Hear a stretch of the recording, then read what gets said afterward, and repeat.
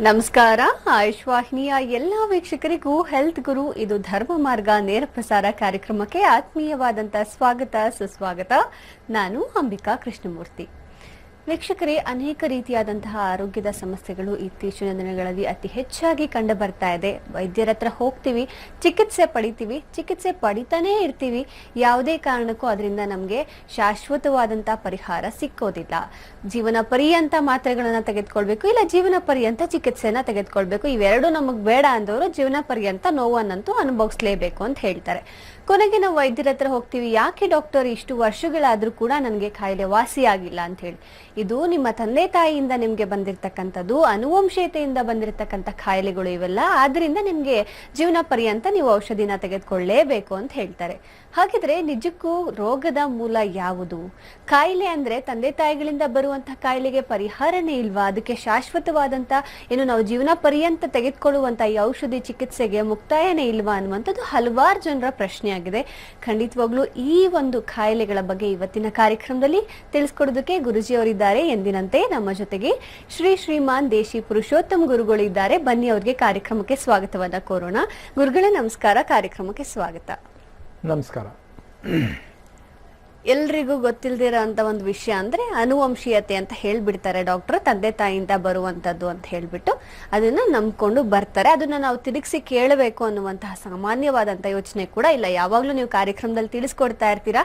ಯಾರಾದ್ರೂ ನಿಮ್ಗೆ ಏನಾದ್ರು ಹೇಳಿದ್ರೆ ಅವ್ರಿಗೆ ಪ್ರಶ್ನೆ ಮಾಡಿ ಏನು ಇದು ಅಂತ ಹೇಳ್ಬಿಟ್ಟು ಅಂತ. ನಮ್ ಜನ ಕೇಳೋದಿಲ್ಲ. ಏನ್ ಗುರುಗಳೇ ಇದು, ಇದಕ್ಕೆ ಅಂತ್ಯನೇ ಇಲ್ವಾ? ಹರಿ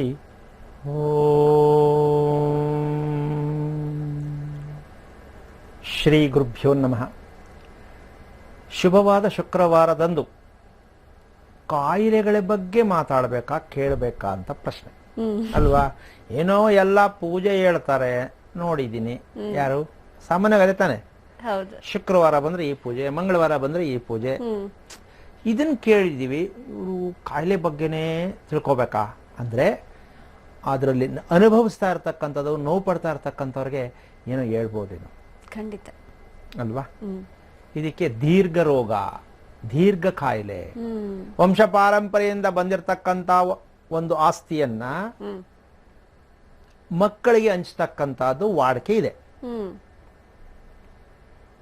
ಅದಕ್ಕೆ ಒಂದು ಜೋಕ್ ಮಾಡದಂಗೆ ಹೇಳದಂತ ಲೆಕ್ಕಾಚಾರಕ್ಕೆ ಬಂದಾಗ, ಅಣ್ಣ ತಮ್ಮಂದರಿಬ್ರು ಇರ್ತಾರೆ. ನಿಮ್ ತಂದೆ ಏನ್ ಆಸ್ತಿ ಕೊಟ್ರು ನಿನ್ಗೆ ಇಬ್ರು ಮಕ್ಕಳಿಗೂ ಅಂತ ಕೇಳಿದ್ರೆ, ಫ್ರೆಂಡ್ಸ್ ಮಾತಾಡುವಂತ ಲೆಕ್ಕದಲ್ಲಿ ಅವನು ಹೇಳ್ತಾನೆ, ನನಗೆ BP, ನಮ್ಮ ತಮ್ಮನಿಗೆ ಶುಗರು, ಇದನ್ನ ಕೊಟ್ಟವರೇ. ಎಂತಹ ಉತ್ತರ ಗುರುಜಿ ಅಲ್ಲ? ಕೇಳಿದವನಿಗೆ ಶಾಕು. ಆಸ್ತಿ ಭಾಗ ಮಾಡ್ಕೊಂಡ ಅಂತ ಕೇಳಿದ್ರೆ, ಶುಗರು BP ಹಂಚ್ಕೊಟ್ರು ಅಂತ ಹೇಳಿದ್ರೆ ಹೆಂಗಮ್ಮ ಸರಿ ಇದು? ಇದು ಸರಿ ಅಂತನಾ ಸರಿ ಇಲ್ಲ ಅಂತ ನಿನ್ನ ಅಭಿಪ್ರಾಯ? ಸರಿ ಇಲ್ಲ ಗುರುಜಿ. 100% ಸರಿ. ಹೇಗೆ?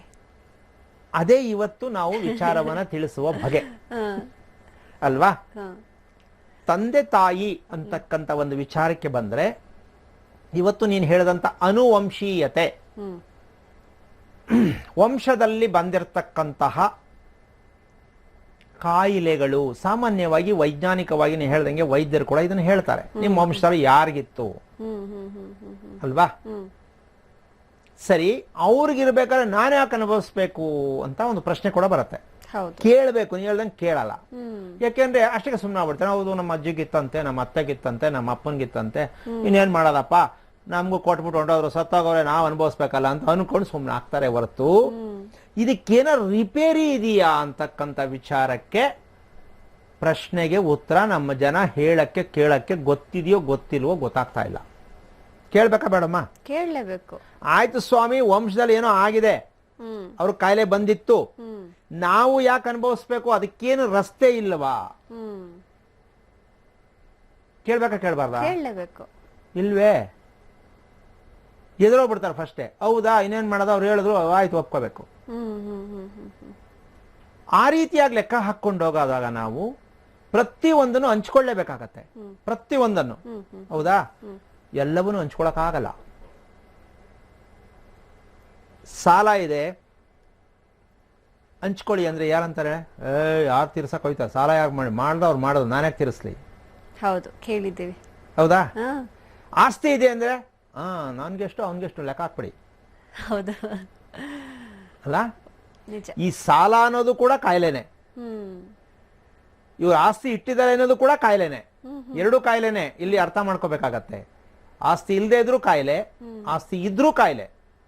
ಇದೇನಿದು ಎರಡಕ್ಕೂ ಕಾಯಿಲೆನಾ? ಇದನ್ನೇ ಅನುವಂಶೀಯತೆ ಅಂತ ಹೇಳ್ತಕ್ಕಂಥ ಒಂದು ವಿಷಯ.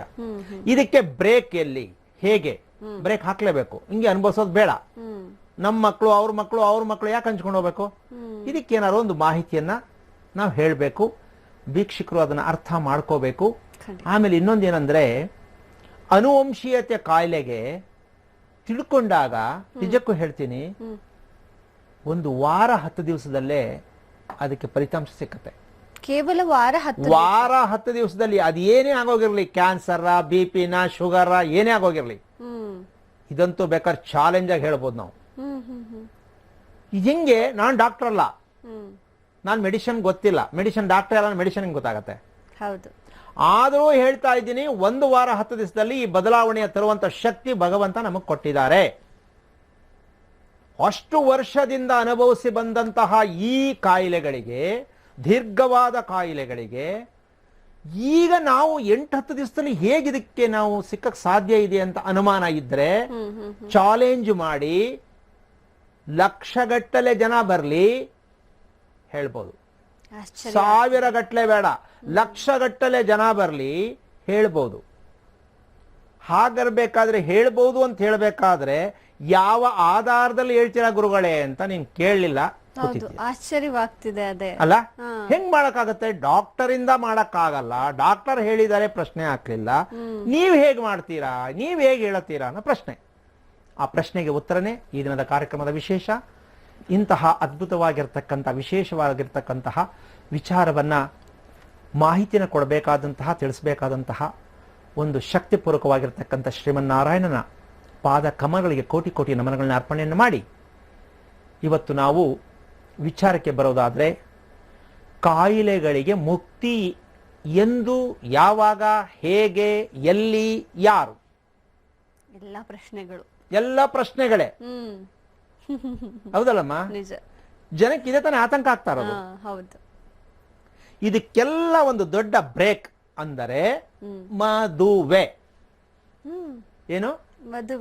ಮದುವೆನೇ ಇದಕ್ಕೆಲ್ಲ ಬ್ರೇಕ್. ತಿಳ್ಕೊಂಡ್ರೆ ಅಯ್ಯೋ ದೇವ್ರೆ, ಇದಕ್ಕೂ ಮದುವೆಗೂ ಏನ್ ಸಂಬಂಧ?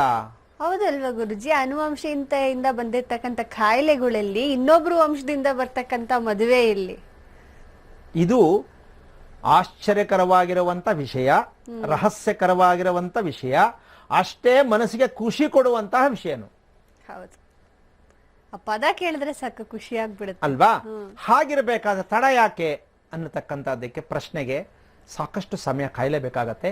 ಅದಕ್ಕೆ ಹಲವಾರು ರೀತಿಯ ವಿಚಾರಗಳನ್ನ ನಿನ್ನ ಮೂಲಕವಾಗಿ, ಯಾಕೆಂದ್ರೆ ಈಗ ಕರೆ ಏನ್ ತಗೋತೀಯ ಅಮ್ಮ, ಆ ಕರೆ ಮೂಲಕವಾಗಿ ಕೆಲವೊಂದು ವಿಚಾರಗಳನ್ನ ಕೆದಕದಾಗ, ಕಲಕದಾಗ ಅದು ಸಿಕ್ಕತ್ತೆ ಉತ್ತರ. ಆ ಉತ್ತರ ಸಿಕ್ಕದ್ಮೇಲೆ ಕೊನೆಯಲ್ಲಿ ಅದಕ್ಕೆ ಕರೆಕ್ಟ್ ಮಾಹಿತಿ ಕೊಟ್ಬಿಡೋಣ. ಈಗ ಮದುವೆ ಅಂತಕ್ಕಂಥ ಒಂದು ವಿಚಾರಕ್ಕೆ ಹೋದ್ರೆ, ಇದು ನಿಜಕ್ಕೂ ಹೇಳ್ತೀನಿ ತುಂಬಾ ಜನಕ್ಕೆ ತಲೆ ಕೆಡುತ್ತೆ. ಹೌದಲ್ಲ? ಹೌದು. ನಾವು ಕಾರ್ಯಕ್ರಮದಲ್ಲಿ ಹೇಳ್ತಾ ಹೋಗ್ತೀವಿ, ದಾಂಪತ್ಯ ಚೆನ್ನಾಗಿರ್ಬೇಕಾದ್ರೆ, ಒಳ್ಳೆಯ ದಾಂಪತ್ಯ ಆಗಿರಬೇಕಾದ್ರೆ ಮುಖ್ಯವಾಗಿ ಏನಿರಬೇಕು ಅಂತಕ್ಕಂಥ ವಿಷಯನ ಸಾಕಷ್ಟು ಸಲ ಹೇಳಿದ್ದೀವಿ. ಇನ್ನೊಮ್ಮೆ ಹೇಳ್ಬಿಡೋಣ ಇದಕ್ಕನುಸಾರವಾಗಿ. ಆರೋಗ್ಯದಾಯಕವಾದ ದಾಂಪತ್ಯ. ಈ ಆರೋಗ್ಯದಾಯಕವಾದ ದಾಂಪತ್ಯದ ವಿಷಯಕ್ಕೆ ಬಂದರೆ, ಇವತ್ತು ನಾವು ಮದುವೆಗಳನ್ನ ಮಾಡಿಸ್ತಾ ಇರತಕ್ಕಂತಹ ಒಂದು ಸಂಪ್ರದಾಯಗಳನ್ನ ಲೆಕ್ಕ ಹಾಕಿದ್ರೆ, ಏನದು ಸಂಪ್ರದಾಯ ಅಂದ್ರೆ, ಇಂಥ ದಿನ ಮಾಡಿದ್ರೆ ಒಳ್ಳೇದಾಗತ್ತಂತೆ, ಇಷ್ಟು ಗಂಟೆಗೆ ದಾರಿ ಎರೆದ್ರೆ ಒಳ್ಳೇದಾಗತ್ತಂತೆ, ಇಂಥ ನಕ್ಷತ್ರಕ್ಕೆ ಇಂಥ ನಕ್ಷತ್ರ ಮ್ಯಾಚ್ ಮಾಡಿದ್ರೆ ಒಳ್ಳೇದಾಗತ್ತಂತೆ, ಈ ಹೆಸರನ್ನ ತೆಗೆದಾಕ್ಬಿಟ್ಟು ಇನ್ನೊಂದು ಹೆಸರು ಕಟ್ಟಿದ್ರೆ ಒಳ್ಳೇದಾಗತ್ತಂತೆ, ಅಥವಾ ಇದು ಬಿಟ್ಟು ಯಾತ್ರಾ ಸ್ಥಳದಲ್ಲಿ ಮಾಡಿದ್ರೆ ಒಳ್ಳೇದಾಗತ್ತಂತೆ. ಇದೆಲ್ಲ ಇದೆ ತಾನೆ? ಹೌದು. ಇದೆಲ್ಲ ಏನು ಅಂದ್ರೆ ನಮ್ದು ಕಲ್ಪನೆಗಳಿದು, ಸತ್ಯ ಅಲ್ಲ, ಇಲ್ಲವೇ ಇಲ್ಲ. ಅದು ಬರೀ ಕಲ್ಪನೆ. ಯಾವುದು? ಈಗ ನಾನು ಇಷ್ಟೊತ್ತು ಹೇಳಿದ್ದು ಏನು ಕಲ್ಪನೆ ಅಂತಂದ್ರೆ ಹೆಸರು ಕಿತ್ತಾಕಿ ಹೆಸರನ್ನ ಮ್ಯಾಚ್ ಮಾಡಿ ಮದುವೆ ಮಾಡೋದು, ಆಮೇಲೆ ಎಲ್ಲೋ ಹೋಗ್ಬಿಟ್ಟು ಮಾಡ್ಕೊಂಡ್ ಬಂದ್ಬಿಡೋದು. ಈ ರೀತಿಯಾದ ಒಂದು ಕಲ್ಪನೆಯಲ್ಲಿ ನಾವು ತೇಲ್ತಾ ಇದ್ದೀವಿ. ಅದು ಕಲ್ಪನೆಯಲ್ಲೇ ಮುಳುಗ್ತಾ ಇದೆ, ನಾವು ಅದರಿಂದ ಹೊರಗೆ ಬರಲೇ ಇಲ್ಲ. ಹಾಗಂತ ಯೋಚನೆ ಮಾಡೋದು ಬೇಡ. ಸಾರಸಟ್ಟಾಗಿ ಯಾವುದೇ ವಿಚಾರವನ್ನ ಪೂರ್ಣವಾಗಿ ಕರೆಕ್ಟ್ ರೀತಿಯಲ್ಲಿ ಹೇಳ್ತಕ್ಕಂಥ ವಿಚಾರವನ್ನ ತಿಳ್ಕೊಂಡಾಗ ಮಾತ್ರ ನಮಗೆ ಸತ್ಯ ಅರ್ಥ ಆಗತ್ತೆ. ಯಾವಾಗಲೂ ನೆಮ್ಮದಿಯಾಗಿರಿ, ಖುಷಿಯಾಗಿರಿ, ಆರೋಗ್ಯವಾಗಿರಿ. ಯಾವ ವಿಷಯದಲ್ಲಿ? ವಿಚಾರ ಕೇಳೋದ್ರಲ್ಲಿ. ಖಂಡಿತವಾಗ್ಲೂ ಗುರುಜಿ. ಕಾರ್ಯಕ್ರಮವನ್ನ ಮುಂದುವರಿಸೋಣ. ಕರೆಗಳು ಸಿದ್ಧವಾಗ್ಬಿಟ್ಟಿದೆ. ಹಲೋ, ನಮಸ್ಕಾರ. ನಮಸ್ತೆ ಅಮ್ಮ. ತಮ್ಮ ಹೆಸರು? ಸುಶೀಲಾ ಅಂತ. ಯಾರ ಬಗ್ಗೆ ಕೇಳ್ಬೇಕಾಗಿತ್ತು? ನನ್ ಮಗನ್ ಬಗ್ಗೆ ವಿವರ ತಿಳಿಸಿಮ್ಮ. ಅವನ್ ಕುಂಭರಾಶಿ, ಹೇಳಿ. ತುಲಾ ಲಗ್ನ, ಶುಕ್ಲ ತೃತೀಯ ತಿಥಿ, ಓಕೆ. ಧನಿಷ್ಠ 4ನೇ ಪಾದ. ಮಾತನಾಡಿ, ಗುರುಜಿ ಇದ್ದಾರೆ. ನಮಸ್ತೆ ಗುರುಗಳೇ, ಸಾಷ್ಟಾಂಗ ನಮಸ್ಕಾರಗಳು ನಿಮ್ಗೆ. ನಮಸ್ತೆ, ಹೇಳಿಪ್ಪ, ಏನ್ ತಿಳ್ಕೊಬೇಕು ಅಂತಿದ್ದೀರಾ? ನನ್ ಮಗ SSLC ಎಕ್ಸಾಮ್ ಬರ್ದಿದ್ದಾನೆ, CBSE. ಹಾ, ಅದು ಫ್ಯೂಚರ್ ಹೆಂಗೆ ಎಜುಕೇಶನ್ ಅಲ್ಲಿ ಅದ್ ಕೇಳ್ಬೇಕಿತ್ತು. ಅಂದ್ರೆ ವಿದ್ಯಾಭ್ಯಾಸದಲ್ಲಿ ಮುಂದುವರಿಯೋದಕ್ಕೆ ತೊಂದರೆ ಆಗಬಹುದಾ ಅಂತನಾ? ಮತ್ತೆ ಅವನು ಸ್ವಲ್ಪ ಸೋಂಬೇರಿತನ, ಮೀನ್ಸ್ ಲೇಜಿ. ಎಷ್ಟು ವಯಸ್ಸು ಅವನಿಗೆ? ಇವಾಗ 15 ವರ್ಷ ಗುರುಗಳೇ. ಎಷ್ಟು ಜನ ಮಕ್ಕಳು ನಿಮಗೆ? 2 ಗುರುಗಳೇ. ಇವನ್ ಮೊದಲನೇವನಾ? ಹೌದು. ಇನ್ನೊಬ್ಬಂದು ನಕ್ಷತ್ರ? ಇನ್ನೊಬ್ಬಂದು ಅವಂದು ಆಶ್ಲೇಷ ನಕ್ಷತ್ರ. ಅವನಿಗೆ ವಯಸ್ಸೆಷ್ಟು? ಸಾಕು ಸಾಕು ಸಾಕು. ಅವನಿಗೆ ವಯಸ್ಸೆಷ್ಟು? ಅವನಿಗೆ 13 ವರ್ಷ ಗುರುಗಳೇ. ಇವರಿಬ್ರಲ್ಲಿ ಯಾರು ಚೆನ್ನಾಗಿ ಓದ್ತಾ ಇದಾರೆ, ಯಾರು ಬುದ್ಧಿವಂತರು ಅಂತ ಗುರುತಿಸಿದೀರಾ? ಇಲ್ಲ ಗುರುಗಳು, ಇವನ್ ಸ್ಟಾರ್ಟಿಂಗು ಮಗು ಇದೆ, ಚೆನ್ನಾಗಿ ಓದ್ತಿದ್ದ. ಈಗ 8ನೇ ಕ್ಲಾಸ್ ಮೇಲೆ ಸ್ವಲ್ಪ ಇದಾಗಿದ್ದಾನೆ.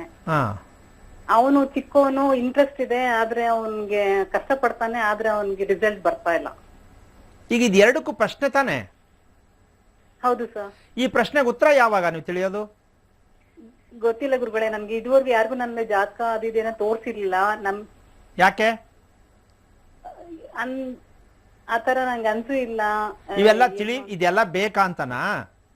ಹಂಗೆಲ್ಲ ನಾರ್ಮಲ್ ಆಗಿ ಹೋಗ್ತಿತ್ತು. ಇವಾಗ ಏನಾಗುತ್ತೋ ಮುಂದೆ ಸ್ವಲ್ಪ ಭಯ ಬಂತು. SSLC ಬರ್ದಿದೆ. ನಾನು ನಿಮ್ಗೆ ಪ್ರಶ್ನೆ ಕೇಳ್ತಾರ ಸುಶೀಲಮ್ಮರೇ, ನನ್ನ ಪ್ರಶ್ನೆಗೆ ಉತ್ತರ ಸರಿಗೆ ಅರ್ಥ ಮಾಡ್ಕೊಳ್ಳಿ. ಸರಿ ಗುರುಗಳೇ.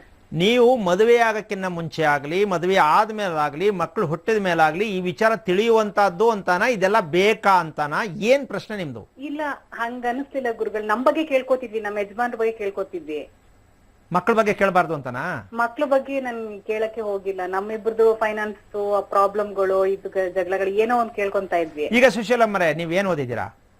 ನಂದು ಡಿಗ್ರಿ ಆಗಿದೆ ಗುರುಗಳೇ. ಫೈನಾನ್ಸ್ಗೆ ನಿಮ್ಮ ದಾಂಪತ್ಯ ಸಮಸ್ಯೆ ಯಾವುದೇ ಆಗ್ಲಿ, ಆರೋಗ್ಯ ಮತ್ತೆ ಆರ್ಥಿಕ ಸ್ಥಿತಿ ಯಾವುದೇ ಆಗಿರ್ಲಿ, ಇದಕ್ಕೆ ನೀವು ಕೇಳಿರೋ ಪ್ರಕಾರ ಏನ್ ನೀವು ತಿಳ್ಕೊಂಡಿರ್ಬೋದು ಹೋಗ್ಲಿ. ಇದ್ರ ಬಗ್ಗೆ ನೀವು ಕೇಳಿರುವಂತ ವಿಚಾರದಲ್ಲಿ ಮಕ್ಕಳ ಬಗ್ಗೆ ಬೇಡ, ನಿಮ್ ಬಗ್ಗೆನೇ ಕೇಳಿದ್ದೀರಾ ಅಲ್ಲ? ನನ್ ಬಗ್ಗೆ ಕೇಳಿದೆ ಗುರುಗಳು. ನನ್ನ ಆರೋಗ್ಯ 2 ವರ್ಷದಿಂದ ಸ್ವಲ್ಪ ಹದಗೆಟ್ಟಿದೆ. ಸರಿ, ಏನ್ ಹೇಳಿದಕ್ಕೆ ಉತ್ತರ ಏನು? ಅದಕ್ಕೆ ಹೇಳಿದ್ರೆ ಅವರು ನಮ್ಮ ಮನೆಯವರು ಇದಾರಲ್ಲ, ಅವ್ರದ್ದು ವಂಶದಲ್ಲಿ 3ನೇ ತಲೆಮಾರಲ್ಲಿ ಸ್ತ್ರೀ ದೋಷ ಇದೆ, ಅದು ಹೊಡಿತಾ ಇದೆ ನಿಮ್ಗೆ, ಅದನ್ನ ಪರಿಹಾರ ಮಾಡ್ಕೊಳ್ಳಿ ಅಂತ ಹೇಳಿದ್ರು ಗುರುಗಳ. ಸ್ತ್ರೀ ದೋಷ ಪರಿಹಾರ ಮಾಡ್ಕೊಳ್ಳಿ.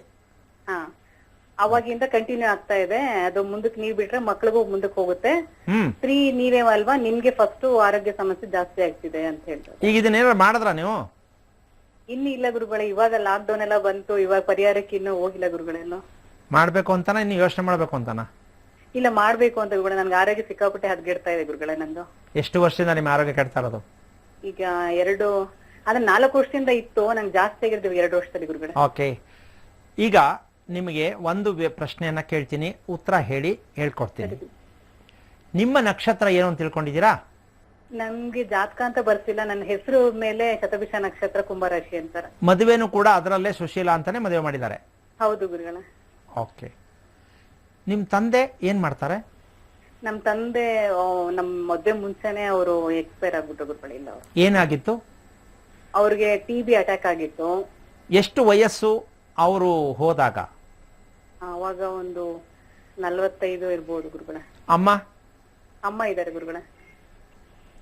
ಈಗ ನಿಮ್ಮ ಅಮ್ಮನ ಜೀವನ, ದಾಂಪತ್ಯ ಜೀವನ, ಅವರ ಆರೋಗ್ಯದ ವಿಷಯ, ಅವ್ರು ನಡೆದು ಬಂದ ದಾರಿ ಆ ಸಾಕಷ್ಟು ನಿಮ್ಗೆ ಗೊತ್ತಿರತ್ತೆ. ಹೌದು ಗುರುಗಳೇ. ನಿಮ್ಗೇನ್ ಅನ್ಸ್ತು? ಇದೇನ್ ಜೀವನ ಇಷ್ಟು ಬೇಗ ಬ್ರೇಕ್ ಆಯ್ತು ಯಾಕೆ ಅಂತ ಅನ್ಸ್ಲಿಲ್ವಾ? ಅಂದ್ರೆ ನನ್ಗಷ್ಟು ಓಕೆ, ಸಾಕು. ಯಾಕೆಂದ್ರೆ ಸ್ತ್ರೀ ಶಾಪ ಅಂತ ಯಾರೋ ಹೇಳಿದ್ದಾರೆ ಅಂತ ಹೇಳ್ಬಿಟ್ಟಿದ್ದೀರಾ. ಹೌದು ಗುರುಗಳೇ. ಅದಿರ್ಲಿ. ಈಗ ವಿಚಾರಕ್ಕೆ ಬಂದ್ಬೋಣ. ನೀವು ಊಟ ಮಾಡ್ತಕ್ಕಂಥ ವಿಧಾನ ತಗೊಂಡ್ರೆ ಹಾ ನಿಮ್ಮ ಯಜಮಾನರು ನೀವು ಇಬ್ರು ಊಟ ಕುತ್ಕೋತೀರಾ ಅಂತ ಇಟ್ಕೊಳ್ಳಿ. ಹೌದು ಗುರುಗಳ. ಬೇಗ ಊಟ ಮುಗಿಸೋದು ಯಾರು? ನಾನೇ ಗುರುಗಳ. ಅಂದಾಜ್ ಎಷ್ಟು ನಿಮಿಷದಲ್ಲಿ ಊಟ ಮುಗಿಸ್ತೀರಾ ನೀವು? ಒಂದು ರಫ್ ಆಗಿ ಹೇಳಿ. ಬೇಗ ಅಂದ್ರೆ ನಾನು ಸ್ವಲ್ಪನೇ ಹಾಕೊಳ್ಳೋದ್ರಿಂದ ಬೇಗ ಮುಗಿಸ್ಕೊಬಿಡ್ತೇನೆ. ಓಕೆ, ಚಪಾತಿ ತಿಂತೀರಾ ನೀವು? ಹಾ ಗುರುಗಳ. ಎಷ್ಟು ಚಪಾತಿ ತಿನ್ನೋ ಅಭ್ಯಾಸ ಇದೆ ನಿಮಗೆ? 2 ಗುರುಗಳ. ಈ 2 ಚಪಾತಿಯನ್ನ ತಿನ್ನೋದ್ರಲ್ಲಿ ಎಷ್ಟು ಸಲ ನೀರು ಕುಡಿಯೋದು ನೀವು? ನೀರು ಸಾಮಾನ್ಯವಾಗಿ ಕುಡಿಯಕ್ ಹೋಗಲ್ಲ, ತಿಂದಾದ್ಮೇಲೆ ಕುಡಿತೀನಿ. ತಿಂದಾದ್ಮೇಲೆ ಎಷ್ಟು ಕುಡಿತೀರಾ?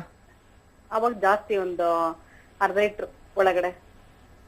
ಊಟ ತಿಂಡಿ ಏನೇ ತಿಂದ್ರೂ ನೀರು ಕುಡಿತೀರಾ? ಆಮೇಲೆ ಊಟ ಆದ್ಮೇಲೆ ತಿಂಡಿ ಆದ್ಮೇಲೆ? ಊಟ ಆಗಿ ಒಂದ್ 5-10 ನಿಮಿಷ ಆದ್ಮೇಲೆ ಸ್ವಲ್ಪ ಜಾಸ್ತಿ ನೀರು ಕುಡಿತೀನಿ ಗುರುಗಳ. ಊಟದ ಮಧ್ಯೆ ನೀರು ಕುಡಿಯೋ ಅಭ್ಯಾಸ ಇಟ್ಕೊಂಡಿಲ್ಲ. Okay okay okay. ಸೊ ಈ ರೀತಿಯಾಗಿ ನೀವು ಮಾಡ್ತಕ್ಕಂಥ ಅಭ್ಯಾಸ ಮದುವೆ ಮುಂಚೆಯಿಂದನ, ಚಿಕ್ಕದ್ರಿಂದನ, ಇತ್ತೀಚೆಗ ಹೇಗೆ ಇದು? ಇಲ್ಲ ಇಲ್ಲ, ಈಗ ರೀಸೆಂಟ್ ಆಗಿ ಎಲ್ಲ ಕೇಳಿ ಸ್ವಲ್ಪ ಯಾವ ಪ್ರಾಬ್ಲಮ್ ಶುರುವಾಯ್ತು ಅವಾಗ ರೂಢಿಸ್ಕೊಂಡಿದ್ದೀನಿ ಇದನ್ನ. ಊಟದ ಮಧ್ಯೆ ನೀರು. ಅದಕ್ ಮುಂಚೆ ಆತರ ಎಲ್ಲ ನಾನು ಏನು ಅನ್ಕೊಂತಾನಲ್ಲ, ಹೆಂಗ್ ಅನ್ಸುತ್ತೋ ಹಂಗ್ ತಿಂತಿದ್ದೆ, ಯಾವ್ಯಾವ ಟೈಮಲ್ಲೂ ತಿಂತಾ ಇದ್ದೆ. ಊಟ ಜಾಸ್ತಿ ಮಾಡ್ತಾ ಇದ್ದೆ ಅವಾಗ ತುಂಬಾ ದಪ್ಪ ಆಗ್ಬಿಟ್ಟಿದ್ದೆ. ಮೇ ಬಿ ಅದ್ರಿಂದ ಏನಾದ್ರು ಈ ತರ ಶುರುವಾಯ್ತೇನೋ ಅಂದ್ಬಿಟ್ಟು ಸ್ವಲ್ಪ ಎಲ್ಲ ಇವಾಗ ಕಡಿಮೆ ಮಾಡ್ಕೊಂಡ್ ಬರ್ತಿದ್ದೀನಿ. ಈಗ ಊಟ ಕಮ್ಮಿ ಮಾಡಿದ್ರೆ ಸರಿ ಹೋಗುತ್ತೆ ಅಂತ ನಿಮ್ ತೀರ್ಮಾನ ತಗೊಂಡಿದ್ದೀರಾ? ಹಂಗ ಅನ್ಕೊಂಡ್ ಕಡಿಮೆ ಮಾಡ್ಕೊಂಡ್ ಬಂದೆ, ಅದ್ ಇನ್ನೀಗ ಡಿಫಿಷಿಯನ್ಸಿ ಜಾಸ್ತಿ ಆಗಿ. ಅಲ್ಲ, ಯಾವ ಮಟ್ಟಕ್ಕೆ ಹೋಗ್ತೀರಾ ನೀವು ಅಂತಂದ್ರೆ ಕುಸ್ತೋಗ್ಬಿಡ್ತೀರಾ, ನಿಂತ್ಕೊಳಕ್ಕೂ ಆಗಲ್ಲ, ಕೂರಕ್ಕೂ ಆಗಲ್ಲ, ಮಲಗಕ್ಕೂ ಆಗಲ್ಲ, ನಿದ್ದೆನೂ ಬರಲ್ಲ, ಆ ಮಟ್ಟಕ್ಕೆ ಕೊಟ್ಟೋಗ್ತೀರಾ ನೀವು? ಈಗ ಮಟ್ಟಕ್ಕೆ ಆಗ್ಬಿಟ್ಟಿದೆ ಗುರುಗಳೇ, ನನ್ಗೆ ಆಗೋದೇ ಇಲ್ಲ, ತುಂಬಾನೇ ಇದಾಗ್ಬಿಟ್ಟಿದೀನಿ, ವೀಕ್ನೆಸ್ ಆಗ್ಬಿಟ್ಟಿದೀನಿ ಜಾಸ್ತಿ. ಈಗ ನಿಮ್ಗೆ ಎಷ್ಟು ಹಿಂಸೆ ಆಗತ್ತೆ ಅಂದ್ರೆ, ಕೇಳಿದ್ರೆ ಈ ತರ, ಕೇಳದೆ ಇದ್ರೆ ಆ ತರ, ಯಾವ ಸರಿ ಯಾವ ತಪ್ಪು, ಈ ಗೊಂದಲದಲ್ಲಿ ಇದ್ದೀರಾ. ಹೌದು ಗುರುಗಳೇ, ನಿಜವಾಗ್ಲು ಗುರುಗಳೇ. ಇದ್ರ ವಿಚಾರ ಇಷ್ಟೇ. ನೀವು ತಿಂತಕ್ಕಂತಹ ಇವತ್ತು ನಾವು ಹೇಳುವಂತ ವಿಚಾರಕ್ಕೆ ಸುಶೀಲಮ್ಮನವರ ವಿಷಯ ತುಂಬಾ ತುಂಬಾ ತುಂಬಾ 9.5 ಸೊಕ್ಕತ್ತಾಗಿರುವಂತ ವಿಷಯ. ಇದು ತುಂಬಾ ತುಂಬಾ ವಿಶೇಷವಾಗಿರ್ತಕ್ಕಂಥ ವಿಚಾರ. ಈಗ ಇವರು ಓದಿ ವಿದ್ಯಾವಂತರಾಗಿದ್ದಾರೆ, ಜೀವನದಲ್ಲಿ ಹೀಗೆ ಬದುಕಬೇಕು ಅನ್ನೋ ಒಂದು ಕ್ವಾಲಿಟಿ ತಿಳ್ಕೊಂಡಿರ್ತಕ್ಕಂಥವರಾಗಿದ್ದಾರೆ. ಆದರೂ ಕೂಡ ಮನಸ್ಸಿಗೆ ನೆಮ್ಮದಿಲ್ದಿರ್ತಕ್ಕಂಥ ಅನಾರೋಗ್ಯ ಇವನ್ನ ಕಾಡಕ್ಕೆ ಶುರು ಮಾಡಿದೆ. ಅದಕ್ಕೆ ಕೇಳೋದಕ್ಕೆ ಒಂದು ಸ್ತ್ರೀ ಶಾಪ ಅಂತ ಹೇಳಿ ಕ್ವಶನ್ ಮಾರ್ಕ್ ಆಗಿ ನಿಲ್ಲಿಸಿದ್ದಾರೆ. ಇವರು 10 ಸ್ತ್ರೀ ಶಾಪ ಸರ್ ಮಾಡಿದ್ರು ಸರಿ ಹೋಗಲ್ಲ, 10 ಸಲ ಮಾಡಿಸಿದ್ರು ಸರಿ ಹೋಗಲ್ಲ. ಅದು ಯಾವುದೋ ಹೊಡಿಲಿ, ಅದು ಎಲ್ಲೋ ಇರಲಿ, ತಂದೆ ವಂಶದಲ್ಲಿ ಏನೇ ಇರಲಿ, ಅದು ತಪ್ಪು ಅಂತ ನಾನು ಹೇಳ್ತಿಲ್ಲ. ಆದರೆ ಇವರು ಎಲ್ಲಿ ತಪ್ಪು ಮಾಡ್ಕೊಂಡಿದ್ದಾರೆ ಅನ್ನೋ ವಿಚಾರ ತಿಳಿದೆ. ನಾವು ಏನೋ ಒಂದು ವಿಚಾರವನ್ನು ಹೇಳಕ್ಕೆ ಹೋದಾಗ ಸಮಂಜಸವಾದ ವಿಷಯ ಅಲ್ಲ ಅದು, ಅಲ್ವಾ? ಅಂದ್ರೆ ಏನೋ ಒಂದು ಹೇಳ್ಬೇಕು ಹೇಳಿದೀವಿ ಅಷ್ಟೇ ಹೊರತು ಸುಶೀಲಮ್ಮನವರಿಗೆ ಮೂಲ ಕಾರಣ ಯಾವುದು ಅಂತ ಹೇಳಿಲ್ಲ. ಈಗ ಇವ್ರಿಗೆ ಯೋಚನೆ ಮಾಡಿ ಅರ್ಧ ಬೇಜಾರಾಗ್ಬಿಡ್ತೀನಿ ನಾನು. ಸುಶೀಲಮ್ಮನ ಕೇಳಿಸ್ಕೊತಿದ್ದೀರಾ? ಮೆಂಟಲಿ ಡಿಪ್ರೆಷನ್ ಹೋಗ್ಬಿಡ್ತೀನಿ ಅಂತ ಭಯ ಆಗ್ಬಿಡುತ್ತೆ ಗುರುಗಳೇ, ಬರೀ ಯೋಚನೆ ಮಾಡೋದೇ ಆಗಿದೆ. ಬೇಡ, ಇನ್ನು ಮೇಲೆ ಮಾಡಬೇಡಿ. ಶುಕ್ರವಾರ ಇವತ್ತು ಸುಶೀಲಮ್ಮನವರೇ, ಕುಂಭರಾಶಿಗೆ ಶುಕ್ರವಾರ ತುಂಬಾ ವಿಶೇಷವಾಗಿರ್ತಕ್ಕಂಥ ಸೌಭಾಗ್ಯ ಕೊಡುವಂತಹ ದಿನ ಅಂತ ಹೇಳ್ತಾರೆ ತಿಳಿದವರು. ಅದಕ್ಕೆ ನಿಮಗೆ ಕರೆ ಸಿಕ್ಕಿದೆ. ಇವತ್ತಿಂದನೇ ಸಾಯಂಕಾಲ ಮಲಕ್ಕೊಳ್ಳೋದ್ರಿಂದನೇ ನಿಮ್ಮ ಜೀವನದಲ್ಲಿ ಇಷ್ಟು ಚೆನ್ನಾಗಿ ನಿದ್ದೆ ಮಾಡದ್ನ ಅಂತ ಅನ್ಕೊಂಡು ಇನ್ನೊಂದ್ಸಲ ಬೇಕಾದ್ರೆ ಸೋಮವಾರ ಕರೆ ಮಾಡಿ ನಿಮ್ಗೇನೆ ಹೇಳ್ಕೊಡ್ತೀನಿ. ಅರೆ ಇಷ್ಟು ದಿನ ಅನುಭವಿಸಿದ್ 3 ದಿನಕ್ಕೆ ಹೆಂಗಿದ್ವು ಅಂತ ಬೇಕಲ್ಲ, ಉತ್ತರ ಬೇಕಲ್ಲ. ಈಗ ನಾವ್ ಯಾವ ದ್ರೋಷ ಶಾಪ ಇನ್ನೊಂದು ಯಂತ್ರ ಮಂತ್ರ ಜಾದು ಮಂತ್ರ ಎಲ್ಲ ಇಲ್ಲ. ಅದೇ ಮನೆ, ಅದೇ ಹೆಂಗಸು, ಅದೇ ಗಂಡಸು, ಅದೇ ಕುಟುಂಬ, ಒಂದಿಷ್ಟು ಲೈಫ್ ಸ್ಟೈಲ್ ಚೇಂಜ್ ಆಗುತ್ತೆ ಅಲ್ವಾ? ಸೊ ಈ ವಿಷಯಕ್ಕೆ ಬಂದಾಗ ನೀವು ಲೆಕ್ಕ ಹಾಕೊಳ್ಳಿ. ನೀವು ತಿಂತಕ್ಕಂಥ ಆಹಾರ ಪ್ರಕ್ರಿಯೆ ಏನಿದೆ, ಸುಶೀಲಮ್ಮನ ಕೇಳಿಸ್ಕೊತಿದ್ದೀರಾ? ಹಲೋ, ಕಾಲ್ ಕಟ್ ಆಗಿದೆ ಗುರುಜಿ, ಹೇಳಿ. ಇಲ್ಲಿ ವಿಚಾರ ಇಷ್ಟೇ, ನಾವು ಆಹಾರವನ್ನ ಸ್ವೀಕಾರ ಮಾಡ್ತಕ್ಕಂಥವ್ರು ಸುಶೀಲಮ್ಮನವ್ರು ಕೇಳಿಸ್ಕೊಂಡ್ರೆ ಒಳ್ಳೇದು ಅನ್ಕೋತೀನಿ. ಪ್ರತಿಯೊಬ್ಬರಿಗೂ ಅರ್ಥ ಆಗ್ಬೇಕಿದು. ನಮ್ಮಲ್ಲಿ 3 ಭಾಗದಲ್ಲಿ ರೀತಿಯಲ್ಲಿ ನಾವು ಆಹಾರವನ್ನ ತಗೋತೀವಿ. 3 ಭಾಗಕ್ಕೆ. ಏನದು ಅಂದ್ರೆ, ಒಂದು ರಸ, ನಾವು ತಿನ್ನುವ ಆಹಾರ ರಸ. ಇನ್ನು 2ನೇದು ಧಾತು, 3ನೇದು ಮಲ. ಈ 3 ನಮ್ಮ ದೇಹಕ್ಕೆ ಯಾವುದಕ್ಕೆ ಇದು ಬೇಕಾಗತ್ತೆ ಅಂತ ತಿಳ್ಕೊಳತಕ್ಕಂಥ ವಿಚಾರದಲ್ಲಿ ನಾವು ಪೂರ್ಣವಾಗಿ ಏನೂ ಇಲ್ಲ ಅನ್ನೋ ಮಟ್ಟ ಕೊಟ್ಟೋಗಿದೀವಿ ನಾವು. ಈ ಒಂದು ವಿಷಯ ತಿಳ್ಕೊಂಡ್ಬಿಟ್ರೆ, ಮೊದಲನೇದು ಹೇಳಿದ್ನಲ್ಲ ರಸ, ಆ ರಸವನ್ನ ತಿಳ್ಕೊಂಡ್ರೆ ಇಂಥ ಸುಶೀಲಮ್ಮನಂತವ್ರು ಕೋಟಿ ಜನ ಇದ್ರು ಯಾವುದೇ ದೋಷಗಳಿಲ್ಲದೆ, ಯಾವುದು ಶಾಪವನ್ನ ವಿಮೋಚನೆ ಮಾಡಿಕೊಳ್ಳದೆ ನೆಮ್ಮದಿಯಾಗಿ ಬದುಕಬಹುದು. ರಸ ಅನ್ನೋ ವಿಚಾರವನ್ನ ತಿಳ್ಕೊಂಡ್ರೆ ಇಂಥ ಕೋಟಿ ಸುಶೀಲಮ್ಮ ಎಷ್ಟೇ ಜನ ಇದ್ರು ಈ ಸಮಸ್ಯೆಯಲ್ಲಿ ಎಲ್ಲಾ ನೋವು, ದೇಹವೇ ನೋವು, ಹಿಂಸೆ, ಇದಕ್ಕೆಲ್ಲ ಮೂಲ ಕಾರಣ ರಸ. ಇದೇನಪ್ಪ ಇದು ರಸ? ಹೌದು, ಒಂಥರ ವಿಶೇಷವಾಗಿದೆ, ಅಲ್ವಾ? ವಿಚಿತ್ರವಾಗಿದೆ. ವಿಶೇಷ, ವಿಚಿತ್ರ, ರಹಸ್ಯ. ಈ ರಸ ಅಂತಕ್ಕಂಥದ್ದು ಇದಕ್ಕೆ ಏನ್ ಹೇಳ್ಬೋದು ಅಂತ ಲೆಕ್ಕಾಚಾರ. ಇದನ್ನ ರಸಾಯನ ಅಂತ ಕೂಡ ಹೇಳ್ತೇವೆ. ಈ ರಸಾಯನ, ರಸ ಅಂತಕ್ಕಂಥದ್ದು ಮನುಷ್ಯನ ಗುಣಗಳಿಗೆ ಅನುಸಾರವಾಗಿರ್ತಕ್ಕಂಥ ಒಂದು ದಿವ್ಯವಾದ ಮೆಡಿಷನ್. ಮನುಷ್ಯನ ಗುಣವತಿಯಾದ ಹುಡುಗಿ, ಗುಣವಂತನಾದ ಹುಡುಗ ಬೇಕು ಅಂತ ಕೇಳುವಂತಹವರಿಗೆ ಏನು, ಗುಣವಂತನಾದ ಹುಡುಗ, ಗುಣವತಿಯಾದ ಹುಡುಗಿ ಅಂತ ಎಲ್ಲರೂ ಕನಸು ಕಾಣ್ತಾರೆ. ಅಪ್ರಾಣೆ ಸಿಕ್ಕಲ್ಲ, ಅಪ್ರಾಣೆ ಸಿಕ್ಕಲ್ಲ. ಯಾಕೆ ಅಂದ್ರೆ ಈ ಮದುವೆ ಮಾಡಿಸೋರ್ ಕಾಟದಿಂದ ಸಿಕ್ಕಲ್ಲ. ಯಾರು ಈ ಹೆಣ್ಣು ಗಂಡು ಮದುವೆ ಮಾಡಿಸ್ತಾರಲ್ಲ, ಅವ್ರು ಯಾರು ಆಗಿರ್ಲಿ, ಹೆಸರು ಹೇಳೋದು ಬೇಡ, ನಾನು ದಿನ ಹೇಳ್ತಾರೆ ಚೆನ್ನಾಗಿರಲ್ಲ. ಈ ಮದುವೆ ಮಾಡಿಸೋರಿಂದಾನೆ ಇದಕ್ಕೆ ಪರಿಹಾರ ಸಿಗ್ತಾ ಇಲ್ಲ. ಇಷ್ಟೂ ಸಮಸ್ಯೆಗೆ ಕಾರಣ ವಿವಾಹ ಪದ್ಧತಿ, ವಿವಾಹ ಅರ್ಥ, ವಿವಾಹದ ಮೂಲ. ಇದಿಷ್ಟೂ ಸಮಸ್ಯೆಗೆ ಇಡೀ ಪ್ರಪಂಚಾದ್ಯಂತ 99% ನಮ್ಮ ಜನಸಮೂಹ, ಕೊರೋನಾ ಸೇರಿಸ್ಕೊಂಡು ಹೇಳ್ತೀನಿ ನಾನು, ಇದು ಬಿಟ್ಟಲ್ಲ, ಇದನ್ನು ಸೇರಿಸ್ಕೊಂಡು ಅನುವಂಶೀಯದ ಕಾಯಿಲೆಗೆ ತುತ್ತಾಗಿರ್ತಕ್ಕಂತಹ ಮೂಲ ಸಿದ್ಧಾಂತ ಅಂದ್ರೆ ವಿವಾಹ. ಇದನ್ನ ಸ್ವಲ್ಪ ಟೈಮ್ ತಗೊಳತ್ತೆ, ಸ್ವಲ್ಪ ದಿನಗಳು ಕೂಡ ಆಗತ್ತೆ. ಇದರ ವರ್ಣನೆ ಹೇಳ್ತಾ ಹೋದಾಗ ಅರ್ಥ ಮಾಡ್ಕೋಬೇಕಾಗತ್ತೆ. ಇವತ್ತೇ ವಿವಾಹಕ್ಕೆ ಇದಕ್ಕೂ ಲಿಂಕ್ ಹೆಂಗೆ ಅಂತ ಕೇಳಿದ್ರೆ ಉತ್ತರ ಸಿಕ್ಕಲ್ಲ. ನಿನ್ಗೆ ಅನಿಸ್ತಾ ಇದೆ ತಾನೆ? ಹೌದು. ಹಾಗಿದ್ದ ಮೇಲೆ ಈ ರಸ ಅಂತಕ್ಕಂಥದ್ದಕ್ಕೆ ಮೊದಲ ಅರ್ಥ ತಿಳ್ಕೊಂಡ್ಬಿಟ್ರೆ, ಇದಕ್ಕೆ ದೇಹದ ಪ್ರಕೃತಿ ಅಂತ ಹೇಳ್ತಾರೆ. ದೇಹದಲ್ಲಿರುವ ಪ್ರಕೃತಿ. ಈ ಪ್ರಕೃತಿ ಅಂದ್ರೆ ಏನು? ಆಹಾರ ಮಂಡಲ, ಜಲಮಂಡಲ, ವಾಯುಮಂಡಲ, ಅಗ್ನಿಮಂಡಲ ನಮ್ಮ ದೇಹದಲ್ಲಿದೆ. ಒಪ್ಕೋಬೋದಾ? ಒಪ್ಕೋಬಹುದು. ಈಗ ಈ ಫ್ಯಾಕ್ಟ್ರಿ ಯಾವ ತರ ರೆಡಿ ಆಗ್ತಾ ಇದೆ ಅಂತ ಗೊತ್ತಾಗ್ಬೇಕು. ನಮ್ಮ ದೇಹದ ಪ್ರಕೃತಿಗನುಸಾರವಾಗಿರ್ತಕ್ಕಂಥ ದೇಹ ಒಳಗಡೆ ಎಷ್ಟು ಮಟ್ಟಕ್ಕೆ ಫ್ಯಾಕ್ಟ್ರಿ ಯಾವ್ದು ಹೆಂಗೆ ರೋಲ್ ಆಗ್ತಾ ಇದೆ ಅಂತ ಗೊತ್ತಾಗ್ಬೇಕು. ಇದು ಮೊದಲನೇ ರೋಲೆ ರಸ. ಆ ರಸ ಅಂತಕ್ಕಂಥದ್ದನ್ನ ನಾವು ತಿಳ್ಕೊಳ್ತಕ್ಕಂಥ ವಿಚಾರಕ್ಕೂ ಈ ಮದುವೆ ಮಾಡಿಸ್ತಕ್ಕಂತಹ ಯಾರೇ ಆಗಲಿ ತುಂಬಾ ಚೆನ್ನಾಗಿರ್ತಾರೆ ಗಂಡ ಹೆಂಡತಿ ಅಂತ ಹೇಳ್ತಕ್ಕಂಥ ಮಹಾನೀಯ ಗಣಪಂಡಿತರುಗಳು ನಾನು ಹೇಳುವಂತ ವಿಷಯ ಇಷ್ಟೇ. ಈ ರಸದ ರಹಸ್ಯವನ್ನ ತಿಳ್ಕೊಂಡಿದ್ರೆ ಮಾತ್ರ ಸಾಧ್ಯ ಆಗತ್ತೆ ಶುಭ ವಿವಾಹ. ತಿಳ್ಕೊಂಡಿದ್ರೆ ಇದು ಸಿಗಲ್ಲಮ್ಮ. ಯಾವುದು? ರಸದ ವಿಷಯ. ಈ ರಸದ ವಿಷಯ ಯಾವ ಕಾರಣಕ್ಕೂ ಇದು ಪಂಚಾಂಗದಲ್ಲಿ ಇಲ್ಲ. ಹಾಗಾದ್ರೆ ಪಂಚಾಂಗ ಸರಿ ಇಲ್ವಾ? ಅಲ್ಲ. ಆದ್ರೆ ಸರಿ ಇಲ್ಲ ಅಂತ ಹೇಳಕ್ಕೆ ಯಾರಿಂದನೂ ಸಾಧ್ಯ ಇಲ್ಲ. ಪಂಚಾಂಗ ಯಾವತ್ತಿದ್ರೂ ಸತ್ಯವಾದಂತ ಒಂದು ಪವಿತ್ರವಾದಂತ ಗ್ರಂಥನೇ ಅದು. ಪಂಚಾಂಗವನ್ನ ಮುಟ್ಟುವಂತಹ ವ್ಯಕ್ತಿಗಳಿಗೆ ನಾನು ಹೇಳಬೇಕಾಗತ್ತೆ. ಪಂಚಾಂಗವನ್ನ ಬಳಸುವಂತಹ, ಮುಟ್ಟುವಂತಹ, ಹೇಳುವಂತಹ, ಅನುಭವಂತಹ ಇರತಕ್ಕಂತಹ ಒಂದು ಕೆಟ್ಟ ಮಾನಸಿಕ ಸ್ಥಿತಿ ಇದು, ಕೆಟ್ಟ ಪದ್ಧತಿ ಇದು.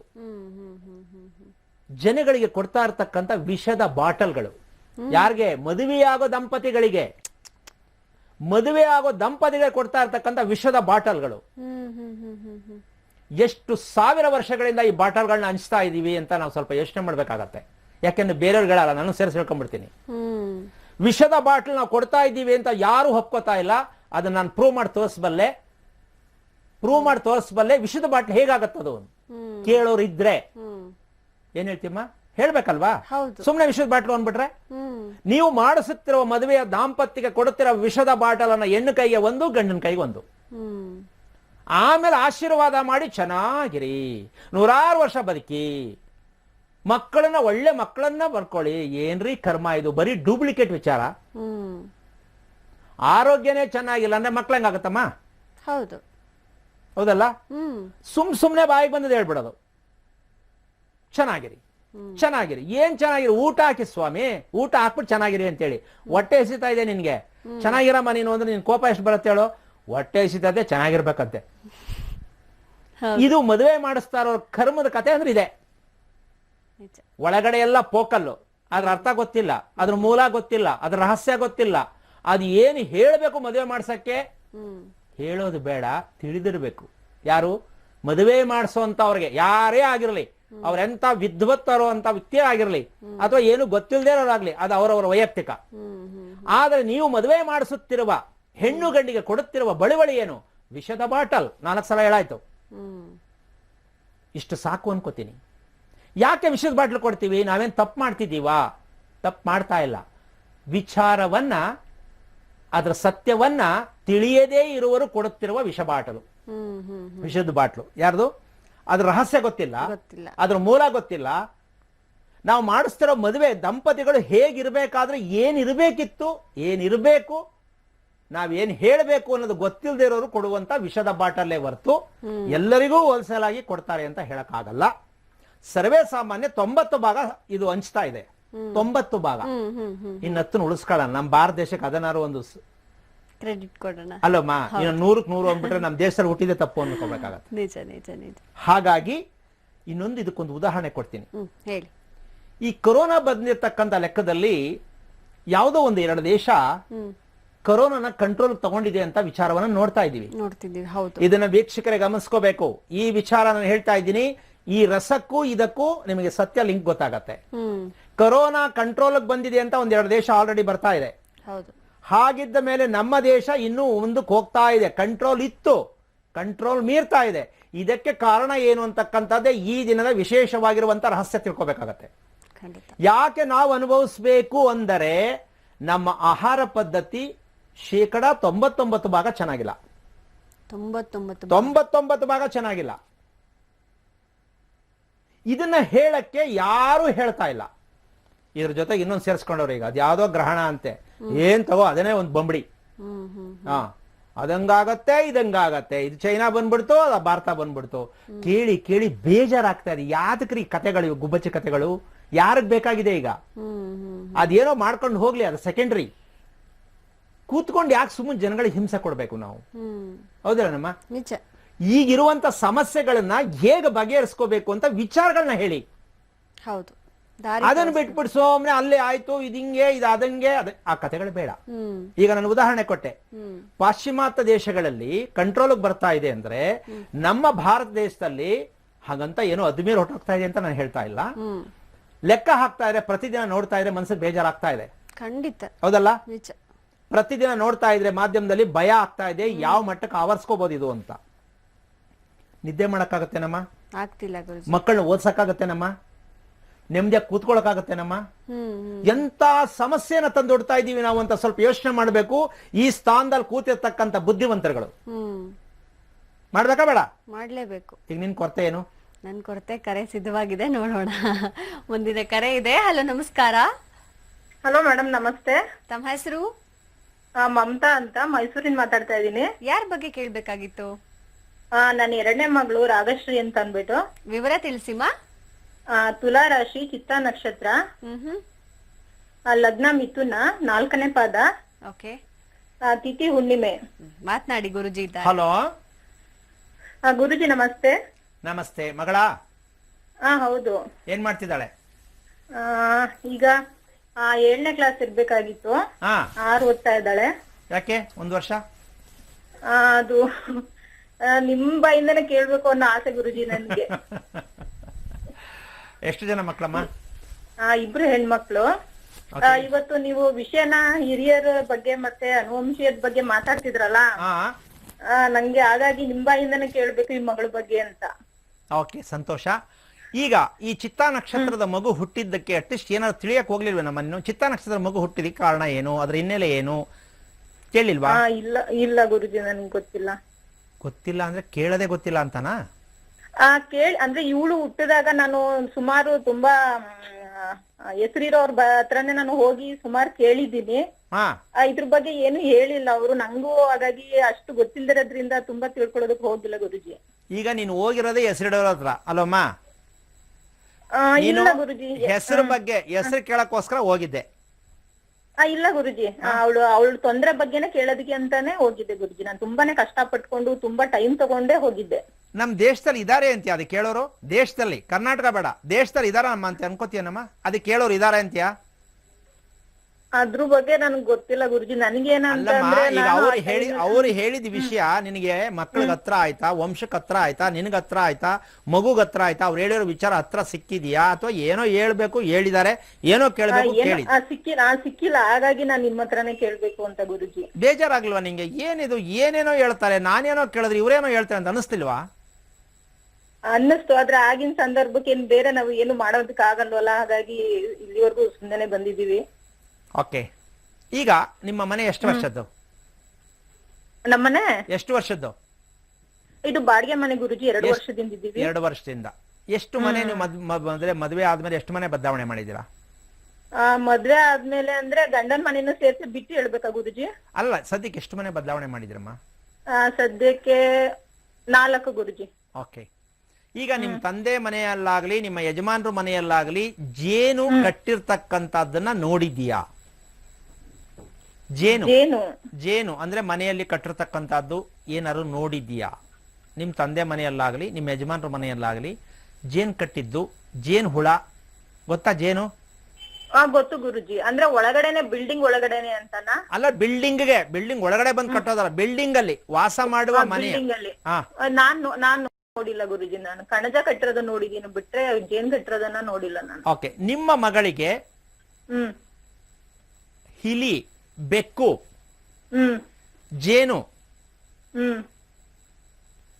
ಮತ್ತೆ ಈ ರೀತಿಯಾಗಿ ಮಲಗಿರುವಂತ ಸಂದರ್ಭದಲ್ಲಿ ಇರುವೆ ಯಾವುದೇ ರೀತಿಯಲ್ಲಿ ಕಚ್ಚಿರ್ತಕ್ಕಂಥ ಸನ್ನಿವೇಶ ಗಮನಕ್ಕೆ ಬಂದಿದ್ಯಮ್ಮ ನಿಂಗೆ? ಇಲ್ಲ ಗುರುಜಿ, ಅಂದ್ರೆ ಬಂದಿಲ್ಲ. ಮಲಗಿರ್ಬೇಕಾದ ಸಂದರ್ಭದಲ್ಲಿ ಅಕಸ್ಮಾತ್ ಆಗಿ ಕಚ್ಚಿದಾಗ ಇದೇನು ಬೆಳಗ್ಗೆ ಎದ್ದ ತಕ್ಷಣ ಗಂದೆ ಆಗಿದೆಯಲ್ಲ, ಏನೋ ಕಚ್ಚಿರ್ಬೇಕಲ್ವಾ ಅನ್ನೋ ತರ ಫೀಲಿಂಗ್ ಯಾವಾಗ ಗೊತ್ತಾಗಿದೆ? ಇಲ್ಲ ಗುರುಜಿ, ನಂಗೆ ಯಾವತ್ತೂ ಆತರ ಅನ್ಸಿಲ್ಲ ನನಗೆ ಅದ್ರಲ್ಲಿ. ಓಕೆ, ಇದು ಮೊದಲನೇ ಮಗುನಾ? ಇಲ್ಲ, 2ನೇದು ಗುರುಜಿ. ಮೊದಲನೇ ಮಗು ನಕ್ಷತ್ರ ಏನು? ಮೊದಲನೇದು ಮಗುದು ಶತಾಭಿಷ ನಕ್ಷತ್ರ. ಆ ಮಗು ವಯಸ್ಸೆಷ್ಟು? ಅವಳಿಗೀಗ 18 ನಡೀತಾ ಇದೆ. ಓಕೆ, ಓದ್ತಾ ಇದ್ದಾಳಾ? ಓದ್ತಾ ಇದ್ದಾಳೆ, 2nd PUC. ಓಕೆ, ನಿಮ್ಮ ಯಜಮಾನ್ರಿಗೆ ಇದರ ಬಗ್ಗೆ ಎಲ್ಲ ಪೂರ್ಣವಾದ ನಂಬಿಕೆ ಇದೆಯಾ? ಖಂಡಿತ ಇದೆ ಗುರುಜಿ. ಈಗಲ್ಲ, ಮೊದಲಿಂದ ಇತ್ತಾ, ಈಗ ಬಂದಿದ್ಯಾ ಅಂತ ಕೇಳೋದು. ಮೊದ್ಲಿಂದ ಇದೆ ಅನ್ಕೋತೀನಿ ಗುರುಜಿ, ನನ್ಗೆ ಈಗ ಜಾಸ್ತಿ ಇದೆ ಅಂತ ಅನ್ಕೋತೀನಿ. ನಿಮ್ಮ ಮಾವನವ್ರು ಇದಾರಾ? ಇದಾರೆ. ಎಲ್ಲಿದ್ದಾರೆ? ಅವ್ರು ಬೆಂಗಳೂರಿನಲ್ಲಿ ಇದಾರೆ. ನೀವಿರೋದು ಎಲ್ಲಿ? ನಾವು ಮೈಸೂರಿನಲ್ಲಿ ಇರೋದು. ಓಕೆ, ನಿಮ್ಮ ಅತ್ತೆ ಮಾವ ಇಬ್ಬರೇ ಇದಾರ, ಜೊತೆಲಿ ಯಾರಿದ್ದಾರೆ? ಎಲ್ರು ಇದಾರೆ ಗುರುಜಿ. 3 ಜನ ಮೈದಂದಿರು, ಅವ್ರ ಮಕ್ಕಳು ಎಲ್ಲ. ವರ್ಷಕ್ಕೊಮ್ಮೆ ನಿಮ್ಮ ಮಾವನವರು, ನಿಮ್ಮ ಅತ್ತೆ ಮಾವ ವರ್ಷಕ್ಕೊಮ್ಮೆ ಹಿರಿಯರಿಗೋಸ್ಕರ ಮಾಡುವಂತಹ ಸಂಪ್ರದಾಯಗಳು ಯಾವುದು? ಅವರು ವರ್ಷಕ್ಕೊಮ್ಮೆ ಅವ್ರದ್ದು ಸತ್ತದ ದಿನಕ್ಕೆ ಮಾಡ್ತಾರೆ ಗುರುಜಿ. ಏನ್ ಮಾಡೋದು? ಅಂದ್ರೆ ಇದು ಪೂಜೆ ಮಾಡ್ತಾರೆ, ಎಡೆ ಇಡ್ತಾರೆ ಅಂತಾರಲ್ಲ, ಎಲ್ಲಿ? ಮನೆಯಲ್ಲ? ಅವ್ರ ಮನೆಯಲ್ಲಿ. ಅವಾಗ ನೀವು ಹೋಗ್ತೀರಾ? ಇಲ್ಲ ಗುರುಜಿ, ಹೋಗಕ್ ಆಗಿಲ್ಲ. 1-2 ವರ್ಷ ಅಲ್ಲಿದ್ದಾಗ ಅಷ್ಟೇ ಹೋಗಕ್ ಆಗಿದ್ದು. ಅಂದ್ರೆ ನಂಗೆ ಅದು ಯಾವಾಗ ಮಾಡ್ತಾರೆ ಅನ್ನೋದೇ ಗೊತ್ತಿಲ್ಲ ಕರೆಕ್ಟ್ ಆಗಿ. ಈಗ ನೀವು ಅರ್ಥ ಮಾಡ್ಕೋಬೇಕಮ್ಮ, ಅವ್ರು ಕರೆಯಲ್ಲ, ನಮ್ ಕರೆಕ್ಟ್ ಆಗಿ ಏನು ಅವ್ರು ರೆಸ್ಪಾನ್ಸ್ ಮಾಡಲ್ಲ, ಅದಕ್ಕೆ ಏನು ಹೋಗ್ಬೇಕು ಬಿಡು ಅನ್ನೋ ಮಟ್ಟಕ್ಕೆ ನಿಮ್ಮ ಮನಸ್ಥಿತಿ ಬಂದಿರತಕ್ಕಂತ ಒಂದು ವಿಚಾರ ಇರುತ್ತೆ. ಹೌದು. ಇದಕ್ಕೆ ಮೂಲ ಕಾರಣ ಶತಭಿಷ ನಕ್ಷತ್ರದ ಒಂದು ಮಗು, ಚಿತ್ತಾ ನಕ್ಷತ್ರದ ಇನ್ನೊಂದು ಮಗು, ಅಂಗಹೂನತೆ, ಬುದ್ಧಿಹೀನತೆ, ಯಾವ ಕಾರಣಕ್ಕೂ ನೆಮ್ಮದಿ ಕೊಡುವ ಮಕ್ಕಳು ನಿಮಗೆ ಹುಟ್ಟಲಿಕ್ಕೆ ಸಾಧ್ಯ ಇಲ್ಲ. ಕಾರಣ ನಿಮ್ಮ ಅನುಕೂಲಕ್ಕೆ ತಕ್ಕಂತೆ ಹೋಗಕ್ಕಾಗಲ್ಲ, ಅವ್ರು ಸರಿ ಇಲ್ಲ, ನಮಗ್ ಕರೀಲಿಲ್ಲ, ನಮಗ್ ಗೊತ್ತಿಲ್ಲ, ಅವರೇ ಮಾಡ್ಕೋತಾರೆ, ಅದಕ್ಕೂ ನಮಗೂ ಏನೋ ಅವ್ರು ಮಾಡ್ಕೊಂಡ್ರೆ ನಮ್ಗೆ ಒಳ್ಳೇದಾಗತ್ತೆ ಅಂತ ನೀವು ಗಂಡ ಹೆಂಡತಿ ಮಾಡ್ಕೊಂಡಿರ್ತಕ್ಕಂತಹ ಒಂದು ಮಾನಸಿಕವಾಗಿ ಹಿಂಸೆ ಕೊಡುವಂತಹ ನಿಮ್ಮ ಮಕ್ಕಳನ್ನ ನೀವು ಕಣ್ಣಾರ ನೋಡಿ ಏನಕ್ಕಪ್ಪ ಬೇಕು ಇದು ಅಂತ ಅನುಭವಿಸ್ತಕ್ಕಂತಹ ಒಂದು ಮನಸ್ಥಿತಿಗೆ ಕಾರಣ ಚಿತ್ತಾ ನಕ್ಷತ್ರ, ಶತಭಿಷ ನಕ್ಷತ್ರ 2 ಹೋಲ್ಸೆಲಾಗಿ ಹೇಳ್ತಾ ಇದ್ದೀನಿ. ಸರಿನಾ ನೀವು ಮಾಡ್ತಾ ಇರೋ ಕೆಲಸ ತಾಯಿ? ಗುರುಜಿ, ನಂಗೆ ನಿಜವಾಗ್ಲೂ ಹೇಳ್ತೀನಿ ಗುರುಜಿ, ನನ್ಗೂ ತುಂಬಾನೇ ಹೆಲ್ತ್ ಪ್ರಾಬ್ಲಮ್ ಇದೆ, ಬೇರೆ ಒಂದ್ ನಿಮಿಷ ನಾನು ಹೇಳ್ತೀನಿ. ನೀವು ಯಾಕೆ ಇದನ್ನ ಬಿಟ್ರಿ?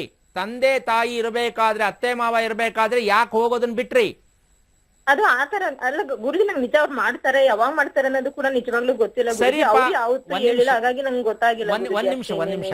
ಈಗ ನೀವು ಇದನ್ನ ಕೇಳ್ಬೇಕಾ ಬೇಡವಾ? ಅವ್ರು ಹೇಳೋದು ಬೇಡ, ನೀವು ಕೇಳ್ಬೇಕಾ ಬೇಡವಾ? ಹಿರಿಯರಿಗೆ ಮಾಡಬೇಕಾದಂತಹ ಶ್ರಾದ್ದ ಕ್ರಿಯೆಗಳಿಗೆ ನಾವು ವರ್ಷಕ್ಕೊಮ್ಮೆ ಭಾಗಿಯಾಗಬೇಕು ಅನ್ನೋ ವಿಚಾರ ನೀವು ನಿಮ್ಮ ಯಜಮಾನ್ರಿಗೆ ಯಾಕೆ ಗೊತ್ತಾಗ್ಲಿಲ್ಲ? ಯಾರೋ ಬಂದು ಹೇಳಕ್ಕ ರಿಸೆಪ್ಷನ್ ಅಲ್ಲ ಅದು. ಅವ್ರು ಬಂದು ಕರೆಯಕ್ಕೆ ನಿಮ್ಗೆ ರಿಸೆಪ್ಷನ್ ಕರೀತಾ ಇಲ್ಲ. ವಂಶದವರಿಗೆ ಊಟ ಹಾಕಬೇಕು, ಜನ್ಮ ಕೊಟ್ಟವರಿಗೆ ನಾವು ಋಣ ತೀರಿಸಬೇಕು ಅನ್ನೋ ನಮ್ಮಲ್ಲಿ ಬರಬೇಕು ವಿವೇಚನೆ. ಅದನ್ನು ಬಿಟ್ಬಿಟ್ಟು ನಾವು 28 ಕಾಯಿಲೆ ಬರೆಸ್ಕೊಂಡಿದ್ದೀವಿ ಅಂದ್ರೆ ಅದರ ಅರ್ಥ ಶನೇಶ್ವರ ಸ್ವಾಮಿ ಸದಾ ನಿಮ್ಮ ಕುಟುಂಬದಲ್ಲಿ ನಿಮ್ಮ ದೇಹದಲ್ಲಿ ಕುತ್ಕೊಂಡು ಕಾಡಿಸ್ತಾ ಇದ್ದಾರೆ. ನೆಮ್ಮದಿಯಾಗಿ ಕೂರ್ಬೇಡ, ನೆಮ್ಮದಿಯಾಗಿರ್ಬೇಡ, ನೆಮ್ಮದಿಯಾಗಿ ತಿನ್ಬೇಡ, ನೆಮ್ಮದಿಯಾಗಿ ಮಲಗಬೇಡ. ಇದನ್ನು ಕೂತ್ಕೊಂಡು ನೀವು ಅಳ್ತಾ ಇದ್ದೀರಿ ಹೊರತು ಇದರ ಕಾರಣ ತಿಳ್ಕೊಳ್ಳದೇನೆ ತೂಕಡಿಸ್ತಾ ಇದ್ದೀರಲ್ಲ, ಏನ್ ಅರ್ಥ ಇದೆ ಯೋಚನೆ ಮಾಡಿ. ದಯವಿಟ್ಟು ಬೇಜಾರ್ ಮಾಡ್ಕೋಬೇಡ. ಇಲ್ಲ ಬೇಜಾರಂತ ಎಲ್ಲ ಗುರುಜಿ, ಇದ್ರ ಈ ವಿಷಯವಾಗಿ ನಾನು ತುಂಬಾ ಅವಳು ಹುಟ್ಟದಾಗಿಂದಾನು ಈ 12 ವರ್ಷಗಳಲ್ಲಿ ತುಂಬಾ ಜನದ ಹತ್ರ ಕೇಳಿದೀನಿ ಗುರುಜಿ. ನನ್ಗೆ ಯಾರು ಏನೇ ಹೇಳೇ ಇಲ್ಲ ಗುರುಜಿ. ಅಮ್ಮ, ನಾನು ಅದಕ್ಕೆ ಫಸ್ಟೇ ಹೇಳಿದ್ದು ಈ ದೇಶದಲ್ಲಿ ಇದನ್ನು ಹೇಳೋರು ಹುಟ್ಟಿದಾರ ಅಂತ ನಿನಗೆ ಅದಕ್ಕೆ ಕೇಳಿದ್ ನಾನು.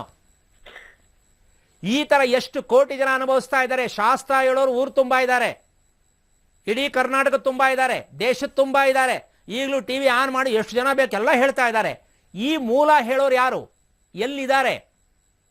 ಇದು ನಾವು ಅನುಭವಿಸ್ತಾ ಇರ್ತಕ್ಕಂಥ ಒಂದು ದೊಡ್ಡ ವಿಷಕ್ಕೆ ಸಂಬಂಧಪಟ್ಟಂತ ಸಮಸ್ಯೆ. ಅದಕ್ಕೆ ವಿಷದ ಬಾಟ್ಲು ಅಂತ ಕೂಡ ಇವತ್ತು ಹೇಳ್ತಾ ಇದ್ದೀನಿ. ಇದಕ್ಕೆ ಮೀರಿ ನಾನು ಕನ್ನಡ ಬಳಸಕ್ ಆಗ್ತಾ ಇಲ್ಲ. ಇವತ್ತು ನೀನು ಅಳ್ತಾ ಇದೆಯಾ ತಾಯಿ, ಅಳಬೇಡ. ಶುಕ್ರವಾರ ತಿಳ್ಕೊ, ನಿನಗೆ ಕಳೆದ ಟೈಮ್ ಬಂದಿದೆ. ನಿಜವಾಗ್ಲೂ ನಿಮ್ಮ ಅತ್ತೆ ಮಾವ ನಿನಗೆ ಮಾತಾಡಿಸ್ತಾ ಇದ್ರು ಸರಿ, ನೀನು ಏನೇ ಅವ್ರು ನಿಮ್ಮ ಮೇಲೆ ಏನೇ ಅಪವಾದಗಳು ಬರಲಿ, ಏನೇ ಹೇಳಿ, ದಯವಿಟ್ಟು ಇನ್ನು ಮುಂದೆ ತಂದೆ ತಾಯಿ ಅಂದ್ರೆ ಅತ್ತೆ ಮಾವ ಇರೋವರೆಗೆ ನೀವು ಗಂಡ ಹೆಂಡತಿ ಮಾಡೋದಕ್ಕೆ ಯಾವುದೇ ಅಧಿಕಾರ ಬರಲ್ಲ. ನೀವು ಮಾಡುವ ಹಾಗಿಲ್ಲ. ಅವ್ರು ಏನು ಹೇಳಲಿ ಬಿಡ್ಲಿ, ಮಾತಾಡಿಸ್ಕೊಂಡು ಹೋಗಿ ಆಶೀರ್ವಾದವನ್ನು ಪಡ್ಕೊಳ್ತಕ್ಕಂಥದ್ದನ್ನ ನಮಗೆ ಗೊತ್ತಿಲ್ಲ, ನೀವು ಹಿರಿಯರಿದ್ದೀರಾ, ನಮ್ಗೆ ಆಶೀರ್ವಾದ ಮಾಡಿ ಅಂತ ಹೇಳಿ ಒಂದು ಶನಿವಾರದಲ್ಲಿ ಹೋಗಿ ನಿಮ್ಮ ಅತ್ತೆ ಮಾವನ ಕಾಲು ನಮಸ್ಕಾರ ಮಾಡಿ ಅವ್ರು ಏನು ಮಾಡಿದ್ರು ಸರಿ. ಅದಕ್ಕೆ ಮುಂಚೆ ನೀವು ಒಂದು ಪ್ರಾಯಶ್ಚಿತ್ತ ಮಾಡ್ಕೊಂಡು ಅಲ್ಲಿ ಹೋಗ್ಬೇಕಾಗತ್ತೆ. ಇಲ್ಲಾಂದ್ರೆ ಅಲ್ಲೂ ಘರ್ಷಣೆ ಆಗತ್ತೆ, ಬೇಜಾರಾಗತ್ತೆ, ನೋವು ಪಟ್ಕೋತೀಯಮ್ಮ. ಅವ್ರು ಯಾರೋ ಹೇಳಿದ್ರು ಅಂತ ಬಂದು ನಾನು ಹಿಂಗೆ ಅವಮಾನ ಆಯಿತು ಅಂತ ಅನ್ಕೋಬೇಡ. ಇದನ್ನ ನೀನು ಆದಷ್ಟು ಸರಸಟ್ಟಾಗಿ ನಿಮ್ಮ ಗಂಡ ಹೆಂಡತಿ ಕೂತ್ಕೊಂಡು ಮಾತಾಡಿ. ದಯವಿಟ್ಟು ಆ ಮಕ್ಕಳು ಪ್ಲಸ್ ನೀನು, ಯಾಕೆಂದ್ರೆ ಶತಭಿಷ ನಕ್ಷತ್ರ ಚಿತ್ತಾ ನಕ್ಷತ್ರ ಮಕ್ಕಳು ಹುಟ್ಟಿದರೆ ತಾಯಿಯಲ್ಲಿ ಅನಾರೋಗ್ಯ 60% ತುಂಬಾ ಕಷ್ಟ ಕೊಡುತ್ತೆ. ಇದಕ್ಕೆಲ್ಲ ಹಣ ಖರ್ಚು ಮಾಡೋಕ್ಕೆ ನಿಮ್ಮ ಯಜಮಾನರಿಗೆ ಆರ್ಥಿಕ ಸಮಸ್ಯೆ ತುಂಬಾ ಕಷ್ಟ ಆಗತ್ತೆ. ನೀವು ನೆಮ್ಮದಿಯಾಗಿ ಬದುಕಲಿಕ್ಕೆ ಆಗಲ್ಲ. ದಯವಿಟ್ಟು ಈ ವಿಚಾರಗಳನ್ನ ಕಂದಾಚಾರ ಅಂತಾರೆ, ಗುಬ್ಬಚ್ಚಿ ಕತೆ ಅಂತಾರೆ, ಗಿಣಿಶಾಸ್ತ್ರ ಅಂತಾರೆ. ಈ ರೀತಿಯಾದ ಶಾಸ್ತ್ರಗಳನ್ನ ಕೇಳೋದನ್ನ ನಮ್ಮ ಜನ ಬಿಡೋವರೆಗೂ ನಾವು ಈ ರೀತಿ ಅನುಭವಿಸ್ಬೇಕಾಗತ್ತೆ. ದಯವಿಟ್ಟು ಬೇಜಾರು ಮಾಡ್ಕೋಬೇಡ ತಾಯಿ. ಶುಕ್ರವಾರ ನಗ್ನಗ್ತಾ ಇರು. ಇವತ್ತು ಸಾಯಂಕಾಲ ಒಂದು 6-6:30 ಸುಮಾರಿಗೆ ಶಿವನ ದೇವಸ್ಥಾನಕ್ಕೆ ಹೋಗಿ ಪ್ರಾರ್ಥನೆ ಮಾಡ್ಕೋ. ಭಗವಂತ ನಂಗೆ ನೆಮ್ಮದಿ ಕೊಟ್ಟು ಒಳ್ಳೆ ನಿದ್ದೆ ಕೊಡಪ್ಪ ಅಂತೇಳಿ ಪ್ರಾರ್ಥನೆ ಮಾಡ್ಕೊಂಡು ಮಲಕೋ, ಚೆನ್ನಾಗಿ ನಿದ್ದೆ ಬರುತ್ತೆ. ನಿಮ್ಮ ಯಜಮಾನರು ನೀವು ಕುತ್ಕೊಂಡು ತೀರ್ಮಾನ ತಗೊಂಡು ಅವ್ರ ಆಶೀರ್ವಾದ ಪಡ್ಕೊಳ್ಳಿ. ಆಮೇಲೆ ಬೇಕಾದ್ರೆ ಕರೆ ಮಾಡಿ ಹೇಳ್ಕೊಡ್ತೀನಿ. ಒಳ್ಳೇದಾಗ್ಲಿ. ಧನ್ಯವಾದಗಳು. ಮುಂದಿನ ಕರೆ ಇದೆ. ಹಲೋ, ನಮಸ್ಕಾರ. ನಮಸ್ಕಾರ ಮೇಡಮ್, ಚೆನ್ನಾಗಿದ್ದೀರಾ? ಚೆನ್ನಾಗಿದ್ದೀವಿ. ತಮ್ಮ ಹೆಸರು? ಮೇಡಮ್ ನನ್ನ ಹೆಸರು ತಾರಾಲಕ್ಷ್ಮಿ ಅಂತ. ಓಕೆ ಮಾ, ಯಾರ ಬಗ್ಗೆ ಕೇಳ್ಬೇಕಾಗಿತ್ತು? ನನ್ನ ಬಗ್ಗೆನೇ ಕೇಳ್ಬೇಕಿತ್ತು ಮೇಡಮ್. ವಿವರ ತಿಳಿಸಿಮಾ.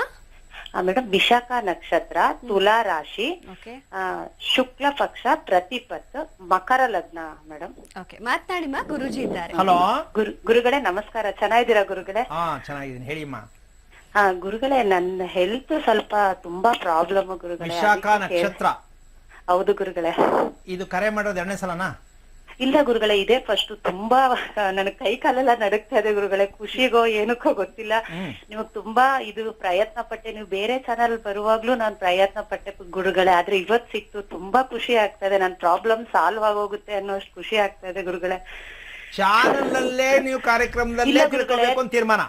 ಹಂಗಿಲ್ಲ ಗುರುಗಳೇ, ನಿಜವಾಗ್ಲೂ ನಾನು ನಿಮ್ ಹತ್ರ ಬರ್ಬೇಕು ಅಂತ ನಂಗೆ ತುಂಬಾ ಆಸೆ. ಆದ್ರೆ ನಮ್ ಯಜಮಾನ್ರು ಇದೆಲ್ಲ ನಂಬಲ್ಲ ಗುರುಗಳೇ. ಅವ್ರ ಏನ್ ಹೇಳ್ತಾರೆ ಗೊತ್ತಾ, ನೀನು ನನ್ಗೆ ಪ್ರೂಫ್ ತೋರ್ಸು, ನಾನ್ ಬರ್ತೀನಿ ಅಂತ. ನಾನು ಏನ್ ಪ್ರೂಫ್ ತೋರಿಸ್ತೀನಿ ಗುರುಗಳೇ? ಅಂದ್ರೆ ನಾನು ಶಾಸ್ತ್ರ ಕೇಳಕ್ಕೆಲ್ಲ ಗುರುಗಳೇ ಬೇಕಾದ್ರೆ ಬೆಳಗ್ಗೆ ಹೋಗಿ ಕುತ್ಕೊಂಡು ರಾತ್ರಿವರೆಗೂ ಅಲ್ಲೇ ಕೂತಿರ್ತೀನಿ, ಊಟ ತಿಂಡಿ ಬಿಟ್ಬಿಟ್ಟು. ಬೇಕಾದ್ರೆ ನಾನು ಒಬ್ಳೇ ನಾನು ಎಲ್ಲಾದ್ರೂ ಬಂದ್ಬಿಡ್ತೀನಿ. ಅವ್ರನ್ನು ಕರ್ಕೊಂಡ್ ಬರ್ಬೇಕು ಅಂತಿರಲ್ಲ ನೀವು. ಅವರು ನನಗೆ ಪ್ರೂಫ್ ಕೊಡು ಅಂತಾರೆ. ನಾವು ಈಗ ಸ್ವಂತ ಮನೆ ಕಟ್ಕೊಂಡ್ ಬಂದು 8-9 ವರ್ಷ ಆಯ್ತು ಗುರುಗಳೇ. ಅವಾಗಿಂದ ಅಂತೂ ನನ್ನ ಹೆಲ್ತ್ ನನಗ್ ಗೊತ್ತಾಗುತ್ತೆ. ತುಂಬಾ ಅಂದ್ರೆ ನಾನು ಅಂತೀನಿ, ನಾನು ಸತ್ತೋಗ್ಬಿಡ್ತೀನ್ರಿ, ನಾನು ಹೋಗ್ಬಿಡ್ತೀನ್ರಿ ಅಂತ ಅಂತಾನೆ ಇರ್ತೀನಿ ಗುರುಗಳೇ. ಅಷ್ಟು ನನಗೆ ಅಂದ್ರೆ ಸೊಂಟನು ನಂಗೆ ಮುಂಚೆಯಿಂದಾನು ಇದೆ ಗುರುಗಳೇ. ಈಗ ತುಂಬಾನೇ ಜಾಸ್ತಿ ನನಗೆ ತುಂಬಾ ಹಿಂಸೆ. ಅದ್ ಏನಕ್ಕೆ ಅಂತ ಗೊತ್ತಿಲ್ಲ ಗುರುಗಳೇ. ಅದರಿಂದ ನಿಮ್ಮನ್ನ ಕೇಳೋಣ. ಮತ್ತೆ ನೀವ್ ಇನ್ನೊಂದ್ ಹೇಳ್ತೀರಾ ಗೊತ್ತಾ ಗುರುಗಳೇ, ಒಂದ್ ರಾಶಿ ನಕ್ಷತ್ರ ಯಾಕೆ ನೀವ್ ಅದ್ರ ಬಗ್ಗೆ ಕೇಳಿದ್ರ ಅಂತ. ನನ್ನ ಮಗಂದು ಉತ್ತರಾಭಾದ್ರ ನಕ್ಷತ್ರ ಮೀನ ರಾಶಿ ಗುರುಗಳೇ. ನನ್ನ ತಮ್ಮಂದು ಉತ್ತರಾಭಾದ್ರ ನಕ್ಷತ್ರ ಮೀನ ರಾಶಿ. ನನಗೆ ಅಲ್ಲ, ಅವ್ರ ಸೋದ್ರ ಮಾವನ್ ರಾಶಿ ನಕ್ಷತ್ರದಲ್ಲಿ ಇವ್ನ ಯಾಕೆ ಹುಟ್ಟದ ಅಂತ ನಿಜವಾಗ್ಲೂ ಗುರುಗಳೇ. ಅವ್ನಿಗೆ ಇವಾಗ 17 ವರ್ಷ. ನಾನು ಸಿಕ್ಕಿದ ಶಾಸ್ತ್ರದವ್ರನ್ನೆಲ್ಲ ಕೇಳ್ಬಿಟ್ಟಿದೀನಿ. ಅದ್ರಲ್ಲಿ ಏನಮ್ಮ ಹುಟ್ಟಿದ್ದಾರೆ, ನೀವ್ ಹೇಳ್ತಿರಲ್ಲ ಕ್ವಶನ್ ಮಾಡ್ಬೇಕು ನೀವು ಅಂತ ನಾನು ಕೇಳಿದೀನಿ ಗುರುಗಳೇ.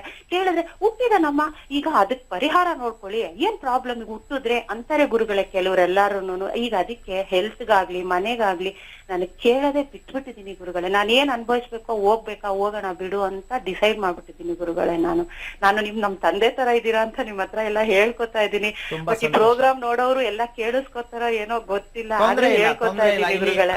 ಅಂಜಿಕೆ ಬೇಡಿ. ಎಲ್ಲರೂ ಮನೆಯಲ್ಲೂ ಎಲ್ಲರ ಕುಟುಂಬದಲ್ಲೂ ಈ ಸಮಸ್ಯೆಗಳಿರುತ್ತೆ, ನೀವು ಹತ್ರ ಅನ್ಕೋಬೇಡಿ.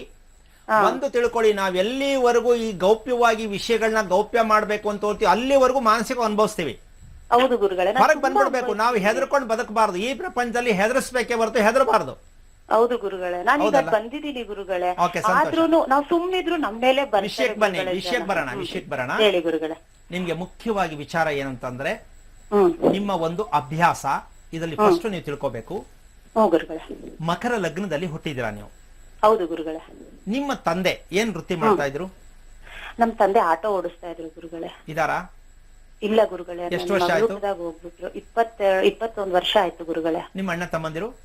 ಅದೇ ನನ್ ತಮ್ಮ ಒಬ್ಬ ಇದ್ದಾನೆ ಗುರುಗಳೇ. ಅವನ್ ಮದ್ವೆ ಆಗಿದೆ ಗುರುಗಳೇ. ತುಂಬಾ ನರಕ ಪಡ್ತಾನೆ ಗುರುಗಳೇ. ಫಸ್ಟ್ ಮದ್ವೆ ಆಯ್ತು, ಡೈವರ್ಸ್ ಆಯ್ತು. ನೀವ್ ಹೇಳ್ತಿರ್ತೀರಾ ಉತ್ತರ ಭಾದ್ರ ನಕ್ಷತ್ರದವ್ರಿಗೆ ಮದ್ವೆ ಮಾಡೋವರ್ಗೂ ಒಂದ್ ಕಷ್ಟ, ಮಾಡಿದ್ಮೇಲೆ ತುಂಬಾ ಕಷ್ಟ ಅಂದ್ರಲ್ಲ. ನನ್ನ ಮಗನು ಅದ್ರಲ್ಲೇ ಹುಟ್ಬಿಟ್ಟಿದಾನಲ್ಲ, ನನ್ಗೆ ಇನ್ನೂ ಒಂಥರ ಭಯ ಆಗುತ್ತೆ ಗುರುಗಳೇ. ಈಗ 2ನೇ ಮದ್ವೆ ಮಾಡ್ಕೊಂಡ ಆ ಹುಡ್ಗನ್ಗಿನ ಕಷ್ಟ ಕೊಡ್ತಾಳೆ ಗುರುಗಳೇ. ಅಮ್ಮನ್ಗೂ ಊಟ ಭಾದ್ರ ನಕ್ಷತ್ರದಲ್ಲಿ ಹುಟ್ಟುಬಿಟ್ಟಿದ್ದಾರೆ, ಏನ್ ಮಾಡೋಣ ಅಂತಾರಲ್ಲ. ಈ ಬುದ್ಧಿವಂತರುಗಳು ಇದನ್ನ ಅರ್ಥ ಮಾಡ್ಕೋಬೇಕು. ಅಲ್ಲ, ಕೇಳಕ್ ಹೋದ್ರೆ ಏನು ಅಂತ ಹೇಳಿದ್ರೆ ಉಟ್ಬಿಟ್ರೆ ಏನ್ ಮಾಡೋಣ ಅಂದ್ರೆ ಮತ್ತೆ ಇನ್ನೇನ ಕೇಳ್ಬೇಕು ಅವ್ರ ಹತ್ರ ಹೋಗಿ. ಹೇಳಿ ಗುರುಗಳು, ಅದಕ್ಕೆ ಕೇಳಲ್ಲ ನಾನು. ಎಲ್ಲ ಬುದ್ಧಿಹೀನರು ಅಂತ ಹೇಳೋದಾ ಇವ್ರಿಗೆ? ಬುದ್ಧಿವಂತರು ಅಂತ ಹೇಳೋದಾ? ಹಣಕ್ಕೋಸ್ಕರನೇ ಹುಟ್ಟಿದ್ದಾರೆ ಅಂತ ಹೇಳೋದಾ? ಏನ್ ಹೇಳಕ್ ಅರ್ಥ ಆಗ್ತಾ ಇಲ್ಲ. ಏನು ಹುಟ್ಟಿದ್ದಾರೆ ಕಾರಣ ಹೇಳಿ. ಹುಟ್ಟುಬಿಟ್ಟವ್ರೆ ಅಂದ್ರೆ ಏನ್ ಮಾಡೋದು? ಅದಕ್ಕೆ ಹುಟ್ಟೋದಕ್ಕೆ ಬಂದ್ ಕೇಳಕ್ ಬಂದಿರೋದು. ಹೌದು ಸ್ವಾಮಿ. ಓಕೆ, ಇಲ್ಲಿ ವಿಷಯ ನೀವು ಊಟ ಮಾಡ್ಬೇಕಾದಂತಹ ಒಂದು ಲೆಕ್ಕಾಚಾರಕ್ಕೆ ಬಂದಾಗ ಗುರುಗಳೇ, ನಿಮ್ಮ ತಂದೆ ಇದನ್ನೆಲ್ಲ ಸ್ವಲ್ಪ ಹೋಲ್ಸೇಲ್ ಆಗಿ ಸಾರಾಸಗಟಾಗಿ ಹೀಗೆ ಬದುಕಬೇಕು, ಹೀಗೆ ಇರಬೇಕು ಅಂತಕ್ಕಂತಹ ಹೋರಾಟ ಮಾಡಿ ಕಷ್ಟಪಟ್ಟು ಜೀವನದಲ್ಲಿ ನಾನು ಮಕ್ಕಳು ಸಾಕಬೇಕು, ಒಂದು ದಾರಿ ಮಾಡಬೇಕು ಅಂತ ಬಂದಂತಹ ಪದ್ಧತಿ ಒಂದಿದೆ ನಿಮ್ಮ ಅಪ್ಪನಲ್ಲಿ. ಹೌದು ಗುರುಗಳೇ. ಅವರಿಗೆ ಏನು ವಿಷಯ ಗೊತ್ತಿಲ್ಲ. ವರ್ಷದಲ್ಲಿ ನಾವೇನೇನ್ ಮಾಡ್ಬೇಕಾಗತ್ತೆ, ಹಿರಿಯರಿಗೆ ಏನ್ ಮಾಡ್ಬೇಕು, ಹಬ್ಬಗಳ ಆಚರಣೆ ಏನು, ದಿನಚರಿ ಏನು ಗೊತ್ತಿಲ್ಲ ನಿಮ್ ತಂದೆಗೆ. ಹೌದು ಗುರುಗಳೇ. ಈ ಕಾರಣದಿಂದಾಗಿ ಅವರ ಹೊಟ್ಟೆಯಲ್ಲಿ ಹುಟ್ಟಿದ ಹೆಣ್ಣು ಮಕ್ಕಳು, ಅವರ ಧರ್ಮಪತ್ನಿ ಪ್ಲಸ್ ನಿಮ್ಮ ಹೊಟ್ಟೆಯಲ್ಲಿ ಹುಟ್ಟಿದ ಮಕ್ಕಳು ಇಷ್ಟು ಅನುಭವಿಸ್ಬೇಕು ನಿಮ್ ತಂದೆ ಫ್ಯಾಕ್ಟರಿಯಿಂದ. Okay okay. ಯಾಕೆಂದ್ರೆ ಈ ವಿಚಾರ ತಿಳ್ಕೊಂಡಾಗ ಮಾತ್ರ ಸತ್ಯ ಅರ್ಥ ಆಗೋದು. ಹೌದು ಗುರುಗಳೇ. ಈಗ ಅವರು ಧರ್ಮವಾಗಿ ನಡಿಬೇಕಾದಂತಹದ್ದನ್ನ ಗೊತ್ತಿಲ್ಲ. ಧರ್ಮವಾಗಿ ಮಾಡಕ್ಕೆ ಈಗ ಪೂಜೆ ಮಾಡಕ್ ಹೋದ್ರೆ, ದೇವಸ್ಥಾನಕ್ಕೆ ಹೋದ್ರೆ ನಾನು ದುಡಿಯೋದೇಳಿ ಸ್ವಾಮಿ, ನಾನು ದುಡಿಲ್ಲ ದೇವಸ್ಥಾನಕ್ಕೆ ಹೋಗ್ಲಾ ಅಂತ ಪ್ರಶ್ನೆ ಕೇಳ್ತಾರೆ. ಹೌದು. ಅವರು ದುಡಿಮೆನೇ ದೇವ್ರು ಅಂತ ಬಂದಂತಹವ್ರು ಈಗಲೂ ಬೇಕಾದಷ್ಟು ಜನ ಹೇಳ್ತಾರೆ ದುಡಿಮೆನೇ ದೇವ್ರು ಅಂತ. ನೋಡಕ್ಕೆ ಬರೆಯಕ್ ಚಂದ ಅದು. ಕರೆಕ್ಟ್ ಗುರುಗಳೇ. ಏನ್ ಹೇಳ್ತೀರಾ? ಹೌದು ಗುರುಗಳೇ. ಈಗಲೂ ಹೇಳೋರು ಇದ್ದಾರೆ ದುಡಿಮೆಯೇ ದೇವ್ರಂತೆ. ಅದು ಅವ್ರನ್ನೇ ಕೇಳ್ಬೇಕು, ಅದು ಎಷ್ಟು ಚೆನ್ನಾಗಿ ಅನ್ಕೊಂಡವ್ರೆ ಅಂತ. ಆ ದುಡಿಮೆ ದೇವ್ರ ತರ ಮಾಡಿದ್ರೆ ನೀನ್ ಹೇಳೋ ಅಷ್ಟೇ. 4 ಸಲ ಕಾಫಿ ಕುಡಿಯೋರ್ಗೆ 8 ಸಲ ಹೊರಗಡೆ ಹೋಗೋರ್ಗೆ ಡ್ಯೂಟಿ ಬಿಟ್ಬಿಟ್ಟು ದುಡಿಮೆ ದೇವ್ರು ಅಂತ ಹೇಳ್ಬೋದೇನಮ್ಮ? 5 ಗಂಟೆಗೆ ಏನು ಕೊಡ್ಬೇಕು, ಡ್ಯೂಟಿಗೆ ಬಂದಿದೆ ಅಂತ ರಿಜಿಸ್ಟರ್ ಹಾಕ್ಬೇಕು, ಸಂಬಳ ಇಸ್ಕೋಬೇಕು, ದುಡಿಮೆಯ ದೇವರು ಅಂತ ಹೇಳ್ಬಿಟ್ಟು ಬರ್ದು ಬಿಟ್ರೆ ನೀನು ಎಲ್ರಿಗೂ ಹೇಳಕ್ಕಾಗಲ್ಲ ಸರಸಟ್ಟಾಗಿ. ಹಾಗೆ ಹೇಳಕ್ ಚಂದ ಅಷ್ಟೇ, ನಡ್ಕೊಳಕ್ಕಾಗಲ್ಲ ಯಾರ ಕೈಲೂ. ಈ ಕಾಲದಲ್ಲಿ ಅದನ್ನು ಆಗದೇ ಇಲ್ಲ. ಆಮೇಲೆ ನೀವು ಊಟ ಮಾಡ್ತಕ್ಕಂತ ಒಂದು ಲೆಕ್ಕದಲ್ಲಿ ಕೂತ್ಕೊಳ್ಬೇಕಾದ್ರೆ ಟೇಬಲ್ ಮೇಲೆ ಕೂತ್ಕೊಂಡು ಊಟ ಮಾಡ್ತೀರಾ, ಕೆಳಗಡೆ ಊಟ ಮಾಡ್ತೀರಾ ತಾಯಿ? ಹಲೋ, ನೆಲದ ಮೇಲೆ ಕೂತ್ಕೊಳ್ಳೋದು ಗುರುಗಳೇ. ಅಭ್ಯಾಸ ಇದೆಯಾ? ಹೌದು, ನಾನು ನೆಲದ ಮೇಲೆ ಕೂತ್ಕೊಳ್ಳೋದು. ಬೆನ್ನಿನ ಭಾಗ ಮಧ್ಯ ಭಾಗದಲ್ಲಿರ್ತಕ್ಕಂತಹ ಮನುಷ್ಯನಿಗೆ ಅತಿ ಮುಖ್ಯವಾಗಿ ಶಕ್ತಿದಾಯಕವಾಗಿರ್ತಕ್ಕಂತಹದ್ದು ಬೆನ್ನಿನ ಮೂಳೆ ಮಧ್ಯಭಾಗದಲ್ಲಿರ್ತಕ್ಕಂತಹದ್ದು. ಹೌದು ಗುರುಗಳೇ. ಆ ಭಾಗ ನಿಮ್ಗೆ ಉರಿ ಬರುತ್ತಾ, ನೋವು ಬರುತ್ತಾ, ಹಿಂಸೆ ಆಗತ್ತಾ ಕೂತ್ಕೊಳ್ಳುವಾಗ? ಅದೇನಾಗಲ್ಲ ಗುರುಗಳೇ. ಅಲ್ಲಲ್ಲಪ್ಪ, ನೀವು ಯಾವಾಗಾದ್ರೂ ಜಾಸ್ತಿ ಕೂತ್ಕೊಂಡಾಗ, ಜಾಸ್ತಿ ಕೂತಿದ್ದೆ ಅನ್ಕೊಳ್ಳೋ ಮಟ್ಟಕ್ಕೆ ಸ್ವಲ್ಪ ಪರದಾಡೋದು ಕೂತ್ಕೊಂಡಾಗ ಕಷ್ಟಕರವಾಗ್ತಕ್ಕಂಥದ್ದು. ಮತ್ತೆ ಸ್ಟ್ರೈಟ್ ಆಗಿ ನಿಮ್ ಕೈಲಿ ಕೂರಕ್ಕಾಗಲ್ಲ. ಹೌದು ಗುರುಗಳೇ, ಅಷ್ಟೊಂದು ಸ್ಟ್ರೈಟ್ ಆಗಿ ಕೂತ್ಕೊಳಕ್ಕಾಗಲ್ಲ. ಕೂತ್ ಬಿಟ್ರೆ ನನ್ಗೆ ಎದ್ದೋಳಕ್ ಆಗಲ್ಲ. ಅದನ್ನೇ ನಾನು ಮಾತಾಡ್ತಾ ಇರೋದು. ಕೂತ್ ಬಿಟ್ರೆ ಗುರುಗಳೇ ಒಂದು ಅರ್ಧ ಅವರ್ 3/4 ಅವರ್ ಕೂತ್ ಬಿಟ್ರೆ ಎದ್ದು ನಿಂತ್ಕೊಂಡು ಒಂದ್ 5 ನಿಮಿಷ ನಿಂತ್ಕೊಂಡು ಆಮೇಲೆ ಹೆಜ್ಜೆ ಇಡ್ಬೇಕಾಗುತ್ತೆ. ಇದು ಇವರ ತಂದೆಯ ಮೂಲವಾಗಿರುವಂತ ಆಸ್ತಿ. ಅಪ್ಪನಲ್ಲಿ ಏನಿರುತ್ತೋ ಅದು ಮಕ್ಕಳಿಗೆ ಬೆನ್ನು ಮೂಳೆಯಲ್ಲಿ ತೋರಿಸತ್ತೆ. ಮನುಷ್ಯನಿಗೆ ಮನೆ ಇರಕ್ಕೆ ಒಂದು ಕಂಬ ಆಧಾರ ಬೇಕು. ಮನುಷ್ಯ ಚೆನ್ನಾಗಿ ಆರೋಗ್ಯವಿರೋದಕ್ಕೆ ಆ ಬೆನ್ನು ಮೂಳೆಯಲ್ಲಿ ಇರ್ತಕ್ಕಂಥ ಶಕ್ತಿ ಇದ್ದಾಗ ಮಾತ್ರ ಆ ವ್ಯಕ್ತಿ ಆರೋಗ್ಯವಾಗಿ ಚೆನ್ನಾಗಿರ್ತಾನೆ, ಎಲ್ಲವೂ ಚೆನ್ನಾಗಿ ನಡೆಯುತ್ತೆ. ಎಲ್ಲವೂ ಚೆನ್ನಾಗಿ ಅಂದ್ರೇನೆ ಯೂರಿನ್ ಮೋಷನ್ಗೆ ಸಂಬಂಧಪಟ್ಟಂತ ವಿಚಾರಗಳು ಇವರಿಗೆ ತುಂಬಾ ತುಂಬಾ ತುಂಬಾ ಈಟು ಅನ್ನೋದು, ಉಷ್ಣ ಅನ್ನೋದು, ಏನೇನೋ ಅನ್ಕೊಳ್ಳೋದು, ಹೀಗೇ ಅನುಭವಿಸಿ ಹೀಗೇ ಕೊರಗ್ತಾ ಇರ್ತಾರೆ. ತಾಯಿ ಅರ್ಥ ಆಯ್ತಾ? ಅರ್ಥ ಆಯ್ತು ಗುರುಗಳೇ, ಅರ್ಥ ಆಯ್ತು ಗುರುಗಳೇ. ನನ್ಗೆ ಈ ತರ ಪ್ರಾಬ್ಲಮ್ ಇವಾಗ ಒಂದ್ ನಿಮಿಷ. ಈ ರೀತಿಯಾಗಿರ್ತಕ್ಕಂತಹ ಆ ಒಂದು ನಕ್ಷತ್ರಕ್ಕೆ, ವಿಶಾಖ ನಕ್ಷತ್ರದಲ್ಲಿ ಈ ಅಮ್ಮ ಹುಟ್ಟಿದಾಗ ಈ ವಿಚಾರವನ್ನ ತಿಳ್ಕೊಂಡಿದ್ರೆ, ಮದುವೆ ಆದಾಗ ತಿಳ್ಕೊಂಡಿದ್ರೆ, ಮದುವೆ ನಂತರ ತಿಳ್ಕೊಂಡಿದ್ರೆ, ಮಕ್ಕಳಾದ್ಮೇಲೆ ತಿಳ್ಕೊಂಡಿದ್ರೆ ನಿಮ್ಗೆ ಉತ್ತರ ಸಿಕ್ತಿತ್ತು. ಇದು ತಿಳ್ಕೊಳಕ್ಕಾಗಿಲ್ಲ, ತಿಳ್ಕೊಳಕ್ಕೆ ಯಾರು ಹೇಳೋರಿಲ್ಲ. ಹಾಗಾಗಿ ಹಲೋ ಗುರುಗಳೇ, ಕೇಳಿಸ್ತಾ ಇದೆ ಗುರುಗಳೇ. ಅದಕ್ಕೋಸ್ಕರವಾಗಿ ವಿಶಾಖ ನಕ್ಷತ್ರದ ಅರ್ಥ ಏನು ಅಂದ್ರೆ, ಹಿರಿಯರಿಗೆ ಮಾಡಬೇಕಾದಂತಹ ಧರ್ಮಕ್ಕೆ ಸಂಬಂಧಪಟ್ಟಂತಹ ಕಾರ್ಯಗಳನ್ನ ಮಾಡದೆ ಬಂದಿರತಕ್ಕಂತ ಕಾರಣದಿಂದಾಗಿ ನಿಮಗೆ ಯಾವ ಕಾರಣಕ್ಕೂ ನೆಮ್ಮದಿಯಾಗಿರ್ತಕ್ಕಂತಹ, ಈಗ ನಿಮ್ಮ ಮಕ್ಕಳು ಪ್ಲಸ್ ನಿಮ್ಮ ತಮ್ಮ ಇಬ್ರು ನಕ್ಷತ್ರ ಒಂದೇ ಆಗಿರೋದ ಕಾರಣ ಇದಕ್ಕೆ ಅಧಿಪತಿ ಬಂದು ಮಹಾನುಭಾವನಾದಂತ ಶನೇಶ್ವರ ಸ್ವಾಮಿ. ಸರಿ ಗುರುಗಳೇ. ಈ ವ್ಯಕ್ತಿ ಯಾರು? ನಾವು ಶನೇಶ್ವರ ಸ್ವಾಮಿ ಅಂದ್ರೆ ದೇವಸ್ಥಾನಕ್ಕೆ ಹೋಗಿ ಪೂಜೆ ಮಾಡೋದಲ್ಲ, ಸತ್ತ ವ್ಯಕ್ತಿಗಳು ಈ ರೀತಿ ಕಾಡಿಸ್ತಾರೆ. ಸರಿ ಗುರುಗಳೇ. ಈಗ ನಾವು ಅದನ್ನ ಪೂಜೆ ಮಾಡಕ್ ಹೋಗ್ತಕ್ಕಂತ ಅದು ಮುಖ್ಯ ಅಲ್ಲ, ನಾವು ವಿಷಯ ತಿಳಿಯೋದು ಮುಖ್ಯ. ಸರಿ ಗುರುಗಳೇ. ಅದಕ್ಕೆ ಹಿರಿಯರಿಂದ ಬಂದಿರತಕ್ಕಂತ ಬಳುವಳಿ ಇದು ನೀವು ಮಾಡಬೇಕಾದಂತಹ, ನಿಮ್ಮ ಯಜಮಾನರು ಮನೆಯಲ್ಲೂ ಕೂಡ ನಾನು ಹೇಳಿದಂತಹ ವಿಷಯ ಇಲ್ಲೂ ಕೂಡ ಇದೆ. ನಿಮ್ಮ ಯಜಮಾನರು ಮನೆಯಲ್ಲೂ ಕೂಡ ಇದ್ರ ಬಗ್ಗೆ ಯಾವ ಕಾರಣಕ್ಕೂ ಸರಿಯಾದ ಮಾಹಿತಿಯನ್ನ ತಿಳ್ಕೊಂಡು ಮಾಡ್ತಕ್ಕಂತ ಅಭ್ಯಾಸಗಳಿಲ್ಲ. ಅರ್ಥ ಆಯ್ತಮ್ಮ? ಅಂದ್ರೆ ಗಂಡನ ಮನೆಯಲ್ಲೂ ಇಲ್ಲ, ತಂದೆ ಮನೆಯಲ್ಲೂ ಇಲ್ಲ. ಹಾಗಿದ್ದ ಮೇಲೆ ಆರೋಗ್ಯ ಹೆಂಗ್ ಬರುತ್ತೆ? ಆರೋಗ್ಯದ ಮಕ್ಕಳು ಹೇಗೆ ಕೊಡ್ತಾರೆ? ಇವ್ರ ಆರೋಗ್ಯ ಹೇಗಿರ್ತಾರೆ? ಸಾಧ್ಯವಿಲ್ಲ. ಇದು ವಿಷಯ. ಯಾಕೆಂದ್ರೆ ಇದನ್ನೆಲ್ಲ ಸಂಕ್ಷಿಪ್ತ ಹೇಳ್ಬೇಕಾದ್ರೆ ಸಾಕಷ್ಟು ಸಮಯ ಬೇಕಾಗುತ್ತೆ, ಅಷ್ಟೊಂದು ಸಮಯ ನಮ್ಮ ಹತ್ರ ಇಲ್ಲ. ಆದ್ರೂ ಇಷ್ಟು ವರ್ಣನೆ ಏನಕ್ಕೆ ಕೊಡ್ತಾ ಇದ್ದೀನಿ ಅಂತಂದ್ರೆ ಪ್ರತಿಯೊಬ್ಬರಿಗೂ ಅರ್ಥ ಆಗ್ಬೇಕು. ನಿಜ. ಈ ಅರ್ಥ ಮಾಡ್ಸಕ್ಕೋಸ್ಕರನೇ ನಾವು ಹೆಲ್ತ್ ಗುರು ಕಾರ್ಯಕ್ರಮ ಮಾಡ್ತಾ ಇರ್ತಕ್ಕಂಥ ವಿಚಾರ. ಪ್ರತಿಯೊಬ್ರು ಯಾರೇ ಆಗ್ಲಿ ಯೋಚನೆ ಮಾಡೋದನ್ನ ಬಿಟ್ಟು, ಭಯ ಬೀಳೋದನ್ನ ಬಿಟ್ಟು, ಯಾರೋ ಕೇಳಿಸ್ಕೊಂಡ್ಬಿಡ್ತಾರೆ ಅಂತ ಆ ನಾಚಿಕೆಯನ್ನು ಬಿಟ್ಟು ಕೇಳಿಸ್ಕೊಳ್ಳಿ ಬಿಡಿ. ನೀವು ಕೇಳ್ತಾ ಇರೋದೇನೋ ಆರೋಗ್ಯದ ಬಗ್ಗೆ, ನಾವು ಹೇಳ್ತಾ ಇರೋದೇನೋ ಆರೋಗ್ಯದ ಬಗ್ಗೆ. ಆರೋಗ್ಯ ಕೆಟ್ಟಾಗ ಯಾರಿಗೋ ಹೆದರ್ಕೊಂಡಿದ್ರೆ ನಾವೇ ಹಿಂಸೆ ಅನುಭವಿಸ್ಬೇಕಾಗತ್ತೆ. ಹಾಗಾಗಿ ನಕ್ಷತ್ರಗಳಲ್ಲಿ ಗುರುತನ್ನ ಏನಕ್ಕೆ ತೋರಿಸಿದಾನೆ ಭಗವಂತ ಅಂತ ಹೇಳಿದ್ರೆ, ಈ ನಕ್ಷತ್ರಗಳಿಗೆ ಈ ರೀತಿಯಾಗಿ ಮೂಲಭೂತವಾಗಿರ್ತಕ್ಕಂಥ ರಹಸ್ಯಗಳನ್ನ ತೋರಿಸೋದಕ್ಕೆ ಅದೊಂದು ಗುರುತು ಕೊಟ್ಟಿದ್ದಾರೆ. ಆ ನಕ್ಷತ್ರಗಳು ಬೇಕು ಅಂತ ಹೇಳಿ, ಆ ನಕ್ಷತ್ರದ ಗುರುತು ಹೇಳಬೇಕು ಅಂತ ಹೇಳ್ತಕ್ಕಂಥ ವಿಚಾರ ನಮ್ಮ ದೇಶಾದ್ಯಂತ ಯಾರು ಈ ವಿಚಾರವನ್ನ ಬಹಿರಂಗ ಮಾಡ್ತಾ ಇಲ್ಲ. ಅದು ನನಗೆ ಗೊತ್ತಿಲ್ಲ, ನಾನು ಸಾಕಷ್ಟು ಸಲ ಹೇಳ್ತಾ ಇದ್ದೀನಿ. ಮೂಲ ಗುರುತು ಏನು ಅನ್ನೋದು ನಕ್ಷತ್ರ. ಅದಕ್ಕೆ ಆ ನಕ್ಷತ್ರ ಜೊತೆನಲ್ಲಿ ತಿಥಿ ಲಗ್ನ ಎಲ್ಲವನ್ನೂ ಸೇರಿಸಿ ಏನಕ್ಕೆ ಕೇಳ್ತೇನೆ ಅಂದ್ರೆ ಈ ಉದ್ದೇಶಕ್ಕೆ. ಒಂದು ಭಾಗ ತಗೊಂಡ್ರೆ ಇಷ್ಟೊತ್ತಾಗತ್ತೆ, ಇನ್ನ 5 ಭಾಗ ಕೇಳಕ್ ಹೋದ್ರೆ 5 ದಿನನೇ ಬೇಕಾಗತ್ತೆ. ಹಾಗಾಗಿ ಈ ವಿಚಾರ ಈಗ ಇಲ್ಲಿಗೆ ಮುಗಿಸಿ, ಈಗ ಇವತ್ತಿನ ಒಂದು ಕಾರ್ಯಕ್ರಮದ ಕೊನೆಯ ಹಂತವನ್ನ ಏನು ಅಂತ ಹಂತಕ್ಕೆ ಬಂದಿದ್ದೀವಿ ಅಲ್ವೇನಮ್ಮ? ನೀನ್ ಹೇಳಕ್ ಮುಂಚೆ ನಾನೇ ಹೇಳ್ಬಿಡ್ತಾ ಇದ್ದೀನಿ. ಹಾಗಾಗಿ ವಿಷಯ ಪೂರ್ತಿ ಮಾಡದೆ ಹೋಗ್ಬಿಟ್ರೆ ಅದು ಒಂದು ಇನ್ನು 2 ದಿನ ಕಾಯ್ಬೇಕು. ಅದಕ್ಕೆ ಜನಕ್ಕೆ ಬೇಜಾರಾಗೋದ್ ಬೇಡ, ಒಂದ್ ಸ್ವಲ್ಪ ವಿಷಯ ಕೊಟ್ಟಿರೋಣ. ಈಗ ರಸ ಅನ್ನೋ ವಿಷಯವನ್ನ ಹೇಳಿದೆ ನಾನು. ಈ ರಸ ಅಂತಕ್ಕಂಥದ್ದು ಈಗ ಎಮ್ಮನ್ಗೆ ಎಮ್ಮ ಹೇಳಿದ್ದು ಸೊಂಟ ನೋವು ಅಂತಕ್ಕಂಥ ವಿಚಾರಕ್ಕೆ ಹೇಳ್ತು ಅಲ್ವಾ? ಸೊಂಟ ನೋವು. ಆ ಸೊಂಟ ಅಂತಕ್ಕಂಥದ್ದು ಹೇಗೆ? ಆ ಟೋಟಲಿ ಬೆನ್ನಿನ ಭಾಗಕ್ಕೆ ಆಕ್ರಮ ಮಾಡ್ಕೊಂಡಿರುತ್ತೆ, ಬೆನ್ನಿನ ಭಾಗ. ಅದಕ್ಕೆ ಹಿಂಭಾಗವನ್ನ ಸ್ನಾನ ಮಾಡ್ಬೇಕಾದ್ರೆ ನಾವು ಫಸ್ಟ್ ಸ್ನಾನ ಮಾಡಿದ ತಕ್ಷಣ ಬೆನ್ನನ್ನ ಹೊರಿಸ್ಬೇಕು, ನಂತರ ತಲೆಯನ್ನ ಒರೆಸ್ಬೇಕು, ನಂತರ ದೇಹ ಒರೆಸ್ಬೇಕು. ನಾವು ಫಸ್ಟ್ ಮಾಡೋದೇನು ಅಂದ್ರೆ ಮುಖ ಒರೆಸ್ಕೊಳ್ಳೋದು, ಮುಖ ಒರೆಸದನ್ನೇ ತೆಗೆದು ಹಿಂದ್ಗಡೆ ಬೆನ್ನು ಒರೆಸ್ಕೊಳ್ಳೋದು. ಇದು ಉಲ್ಟಾ. ಅಯ್ಯೋ ಇದ್ರಲ್ಲೂ ಒಂದು ಶಾಸ್ತ್ರ ಇದೆಯಾ ಅಂತ ಅಲ್ವೇನಮ್ಮ? ಎಲ್ಲದ್ರಲ್ಲೂ ಒಂದು ಶಾಸ್ತ್ರ ಇದೆ ಗುರುಜಿ, ಖಂಡಿತ ಯಾರಿಗೂ ಗೊತ್ತಿಲ್ಲ ಅದು. ಸ್ನಾನ ಮಾಡ್ಬಿಟ್ಟು ಯಾವ ರೂಪದಲ್ಲಿ ಒರೆಸ್ಬೇಕು ಅಂದ್ರೆ ಇದು ಒಂದ ಅಂತಾರೆ. ಅದರಲ್ಲಿ ನದಿಯಲ್ಲಿ ಸ್ನಾನ ಮಾಡಿದ್ರೆ ಹೇಗೆ ಒರೆಸ್ಬೇಕು, ಮನೆಯಲ್ಲಿ ಸ್ನಾನ ಮಾಡಿದ್ರೆ ಹೇಗೆ ಒರೆಸ್ಬೇಕು, ಸೂತಕದಲ್ಲಿ ಸ್ನಾನ ಮಾಡಿದ್ರೆ ಹೇಗೆ ಒರೆಸ್ಬೇಕು, ಇದೆಲ್ಲವೂ ಕ್ರಮ ಇದೆ. ಇದನ್ನೇಗೋಸ್ಕರವಾಗಿ ನೀತಿಶಾಸ್ತ್ರ ಅಂತ ಹೇಳ್ತಾರೆ. ಅಂದ್ರೆ ನೈಸರ್ಗಿಕವಾಗಿ ಬಂದಿರತಕ್ಕಂತಹ ನಮ್ಮ ವೈಜ್ಞಾನಿಕವಾಗಿ ಆಧ್ಯಾತ್ಮಿಕವಾಗಿಯೂ ನಮ್ಮ ದೇಹ ಭಗವಂತ ವಾಸ ಮಾಡ್ತಾ ಇದ್ದಾನೆ ಅಂತಂದ ಮೇಲೆ ನಾವು ಆಯಾ ಭಾಗನೇ ಹಾಗಾಗಿ ಒರೆಸ್ಬೇಕು ಅಲ್ವೇನಮ್ಮ? ನಾವು ಮನುಷ್ಯರು ಅಂತ ಅನ್ಕೊಂಡ್ಬಿಟ್ಟು ಹೆಂಗ್ ಬೇಕು ಹಂಗೆಲ್ಲ ಆಡ್ತಾ ಇದ್ದೀವಿ, ಅದೆಲ್ಲ ಮುಖ್ಯ. ಹಾಗಾಗಿ ಈ ರಸ ಅಂತಕ್ಕಂಥ ಒಂದು ವಿಚಾರಕ್ಕೆ ಬಂದಾಗ ಏನದು ರಸ, ಅದ್ರ ಕೆಲಸ ಏನು ಅಂತ ಕೇಳಬೇಕು. ಇಲ್ಲಿ ಅಂತರಂಗ ಅಂತ ನಾವು ಅನ್ಕೋತೀವಲ್ಲ, ಏನು ಅಂತರಂಗ? ಅಂತರಂಗ ಅಂದ್ರೆ ಇದಕ್ಕೆ ಆತ್ಮಜ್ಞಾನ ಅಂತ ಹೇಳ್ತಾರೆ, ಆತ್ಮ ಜ್ಞಾನ ಅಂತ ಹೇಳ್ತಾರೆ. ಏನು ಅಂದ್ರೆ ನಮ್ಮಲ್ಲಿರುವಂತ ಆತ್ಮ ಇದೆ ಅಂತ ಗೊತ್ತು, ಎಲ್ಲರೂ ಒಪ್ಕೊಂಡಿದ್ದಾರೆ, ಎರಡನೇ ವಿಷಯ ಇಲ್ಲ.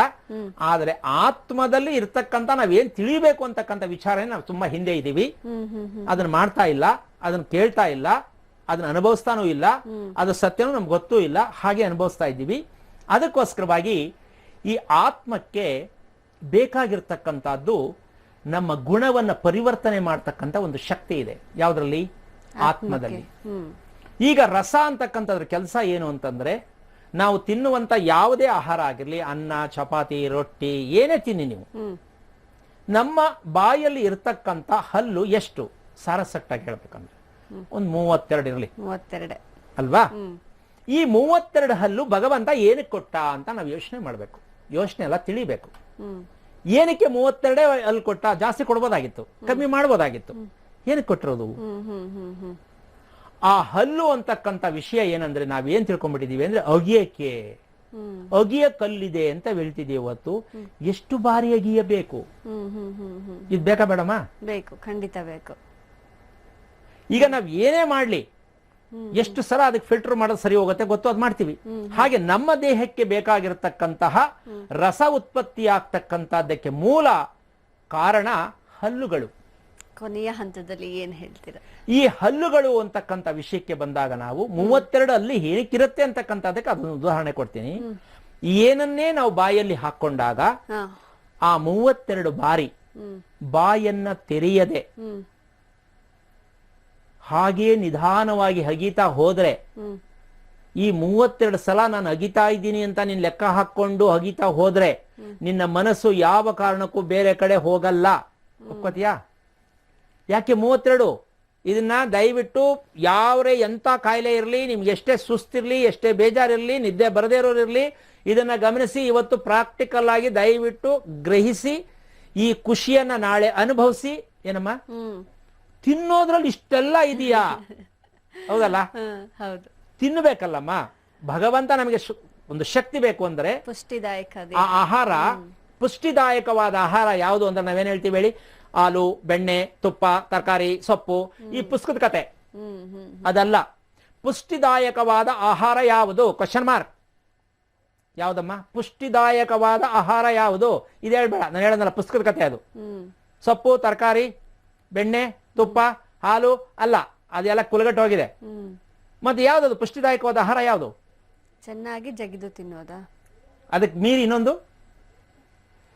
ಚೆನ್ನಾಗಿ ಜಿಗಿದು ತಿನ್ನುವುದರ ಜೊತೆಗೆ ಊಟ ಮಾಡುವ ವ್ಯಕ್ತಿ, ಮಕ್ಕಳನ್ನ ಬಿಡಿ, ಊಟ ಮಾಡುವ ವ್ಯಕ್ತಿ ಮನಸ್ಫೂರ್ತಿಯಾಗಿ, ತೃಪ್ತಿದಾಯಕವಾಗಿ, ಸಂತೋಷ ಭರಿತವಾಗಿ, ಮೌನವಾಗಿ, ಖುಷಿಯಾಗಿ ಅದನ್ನ ಯಾರು ಜಿಗಿತಾರೋ ಅದು ಪುಷ್ಟಿದಾಯಕವಾದ ಆಹಾರ. ಆಹಾರವನ್ನ ಅನುಭವಿಸಿ ಸೇವಿಸಬೇಕು.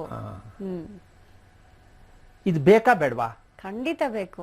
ಅದ್ರ ರುಚಿ ಹೇಗಿದೆ, ಅದ್ರದ್ದು ಅರ್ಥ ಏನು ಅಂತ ನಮಗ್ ಗೊತ್ತಾದ್ರೆ ನಮ್ಮ ಮನಸ್ಸು ಎಷ್ಟು ಖುಷಿ ಪಡುತ್ತೆ, ಎಷ್ಟು ಉಲ್ಲಾಸ ಭರಿತವಾಗಿರುತ್ತೆ. ದೇಹ, ನಮ್ಮ ದೇಹದಲ್ಲಿ ಭಗವಂತ ಇದ್ದಾನೆ ಅಂತ ಹೇಳ್ತೀವಿ, ಆ ಭಗವಂತನಿಗೆ ನೈವೇದ್ಯ ಕೊಡಬೇಕು ಅಂತ ಹೇಳ್ತೀವಿ.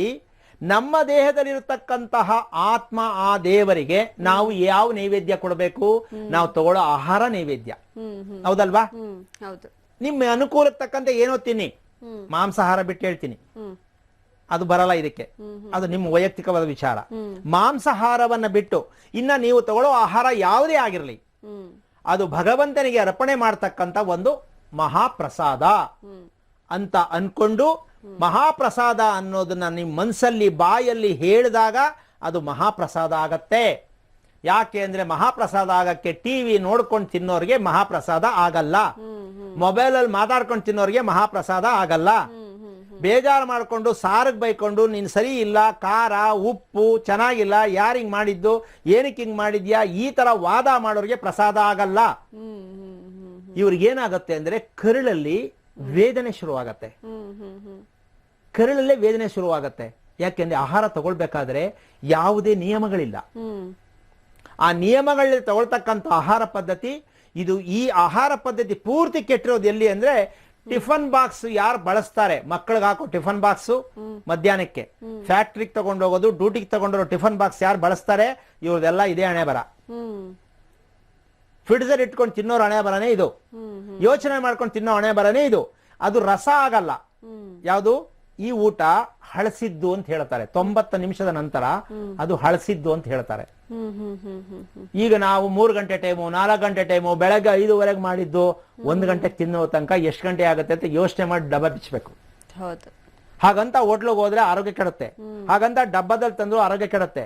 ಈಗ ತಿನ್ನೋದೇನು ಅಂದ್ರೆ ಕೆಲಸಕ್ಕೆ ಹೋಗ್ಬಾರ್ದಾ ಅನ್ನೋ ಪ್ರಶ್ನೆ ನಮ್ ಜನಗಳಿಗೆ ಕಾಡ್ತಾ ಇದೆ. ಹೌದಲ್ಲ? ನಮಗೂ ಆಸೆ ಸ್ವಾಮಿ, ಕೆಲಸ ಬಿಟ್ರೆ ದುಡ್ಡು ಕೊಡೋರು ಯಾರು ಅಂತ ಕೇಳ್ತಾರೆ. ಆದ್ರೆ ನಾವು ಚೆನ್ನಾಗಿರೋ ದುಡ್ಡು ಸಂಪಾದನೆ ಮಾಡಬೇಕು ಅಂತ ಯೋಚನೆ ಬಂದಾಗ ಇದಕ್ಕೆ ಪರಿಹಾರ ಸಿಕ್ಕತ್ತೆ. ಹಾಗಾಗಿ ಈ ರಸ ಯಾವ ರೀತಿಯಾಗಿ ನಮ್ಮ ದೇಹದಲ್ಲಿ ಇರ್ತಕ್ಕಂತಹ ಭಗವಂತನಿಗೆ, ಆತ್ಮಕ್ಕೆ ನಾವು ಯಾವ ರೀತಿ ರಸದ ರೂಪದಲ್ಲಿ ತಲುಪಿಸ್ಬೇಕು ಅಂತಕ್ಕಂಥ ವಿಚಾರ ಪೂರ್ಣ ಆಗಿಲ್ಲ. ಸೋಮವಾರದವರೆಗೂ ಕಾಯಲೇಬೇಕು. ಆ ರಸದ ಕೆಲಸ ಏನು, ಆ ರಸ ನಾವು ಮಾಡ್ತಾ ಇದ್ದೀವಾ ಅಂತಕ್ಕಂಥ ವಿಚಾರವನ್ನ ಮುಂದಿನ ಸಂಚಿಕೆಯಲ್ಲಿ ತಿಳಿಸೋದಕ್ಕೆ ರೆಡಿ ಇರ್ತೀನಿ. ಇವತ್ತು ಯಾರು ತೃಪ್ತಿದಾಯಕವಾಗಿ ಲೆಕ್ಕ ಹಾಕೊಂಡು ನಿಧಾನವಾಗಿ ತೃಪ್ತಿಯಾಗಿ ಟಿವಿ ಆಫ್ ಮಾಡಿ, ಮೊಬೈಲ್ ಆಫ್ ಮಾಡಿ, ಯೋಚನೆ ಮಾಡದೆ ಇದನ್ನ ನೀವು ತಿನ್ನೋದಕ್ಕೆ ಪ್ರಯತ್ನ ಮಾಡಿ. ಇವತ್ತು ರಾತ್ರಿ ನಿದ್ದೆ ಎಷ್ಟು ಚೆನ್ನಾಗಿ ಬರುತ್ತೆ, ಬೆಳಗ್ಗೆ ಎದ್ದಾಗ ನಿಮ್ಮ ದೇಹ ಎಷ್ಟು ಲವಲವಿಕೆ ಆಗಿರುತ್ತೆ, ನಿಮ್ಮ ಮನಸ್ಸು ಎಷ್ಟು ನಾಳೆ ಸಾಯಂಕಾಲ ತನಕ ಎಷ್ಟು ಆರಾಮಾಗಿರ್ತೀರಾ. ಇದನ್ನ ಅನುಭವಿಸಿದ್ರೆ ಪ್ರತಿದಿನ ಇದನ್ನ ಪ್ರಯತ್ನ ಮಾಡಿ. ಈ ತರ ಪ್ರಯತ್ನ ಮಾಡಿದವರು ಯಾರು ಕರೆ ಮಾಡಿ ಸೋಮವಾರ ಅದರ ವಿಶೇಷನೇ ಬೇರೆ ಇರುತ್ತೆ ಅಂತ ಹೇಳ್ತಾ ಕಾರ್ಯಕ್ರಮ ಮುಗಿಸ್ತಾ ಇದ್ದೀನಿ. ಜೈ ಶ್ರೀರಾಮ್. ಅಮೃತಕ್ಕೆ ಸಮಾನವಾದಂಥ ಆಹಾರ ಸೇವನೆ ಬಗ್ಗೆ ಸಾಕಷ್ಟು ಮಾಹಿತಿ ತಿಳಿಸ್ಕೊಟ್ರಿ ಗುರುಗಳೇ, ನಮಸ್ಕಾರ. ವೀಕ್ಷಕರೇ, ಇವತ್ತಿನ ಕಾರ್ಯಕ್ರಮವನ್ನು ಇಲ್ಲಿಗೆ ಮುಕ್ತಾಯಗೊಳಿಸ್ತಾ ಇದ್ದೇವೆ. ಮತ್ತೆ ಸೋಮವಾರ ಸಂಜೆ 5 ಗಂಟೆಗೆ ನಾವು ನಿಮ್ಮನ್ನ ಭೇಟಿ ಮಾಡ್ತೀವಿ. ನೋಡ್ತಾ ಇರಿ ಆಯುಷ್ ಟಿವಿ. ಇದು ಆರೋಗ್ಯಕರ ಜೀವನ ಶೈಲಿಗಾಗಿ. ನಮಸ್ಕಾರ.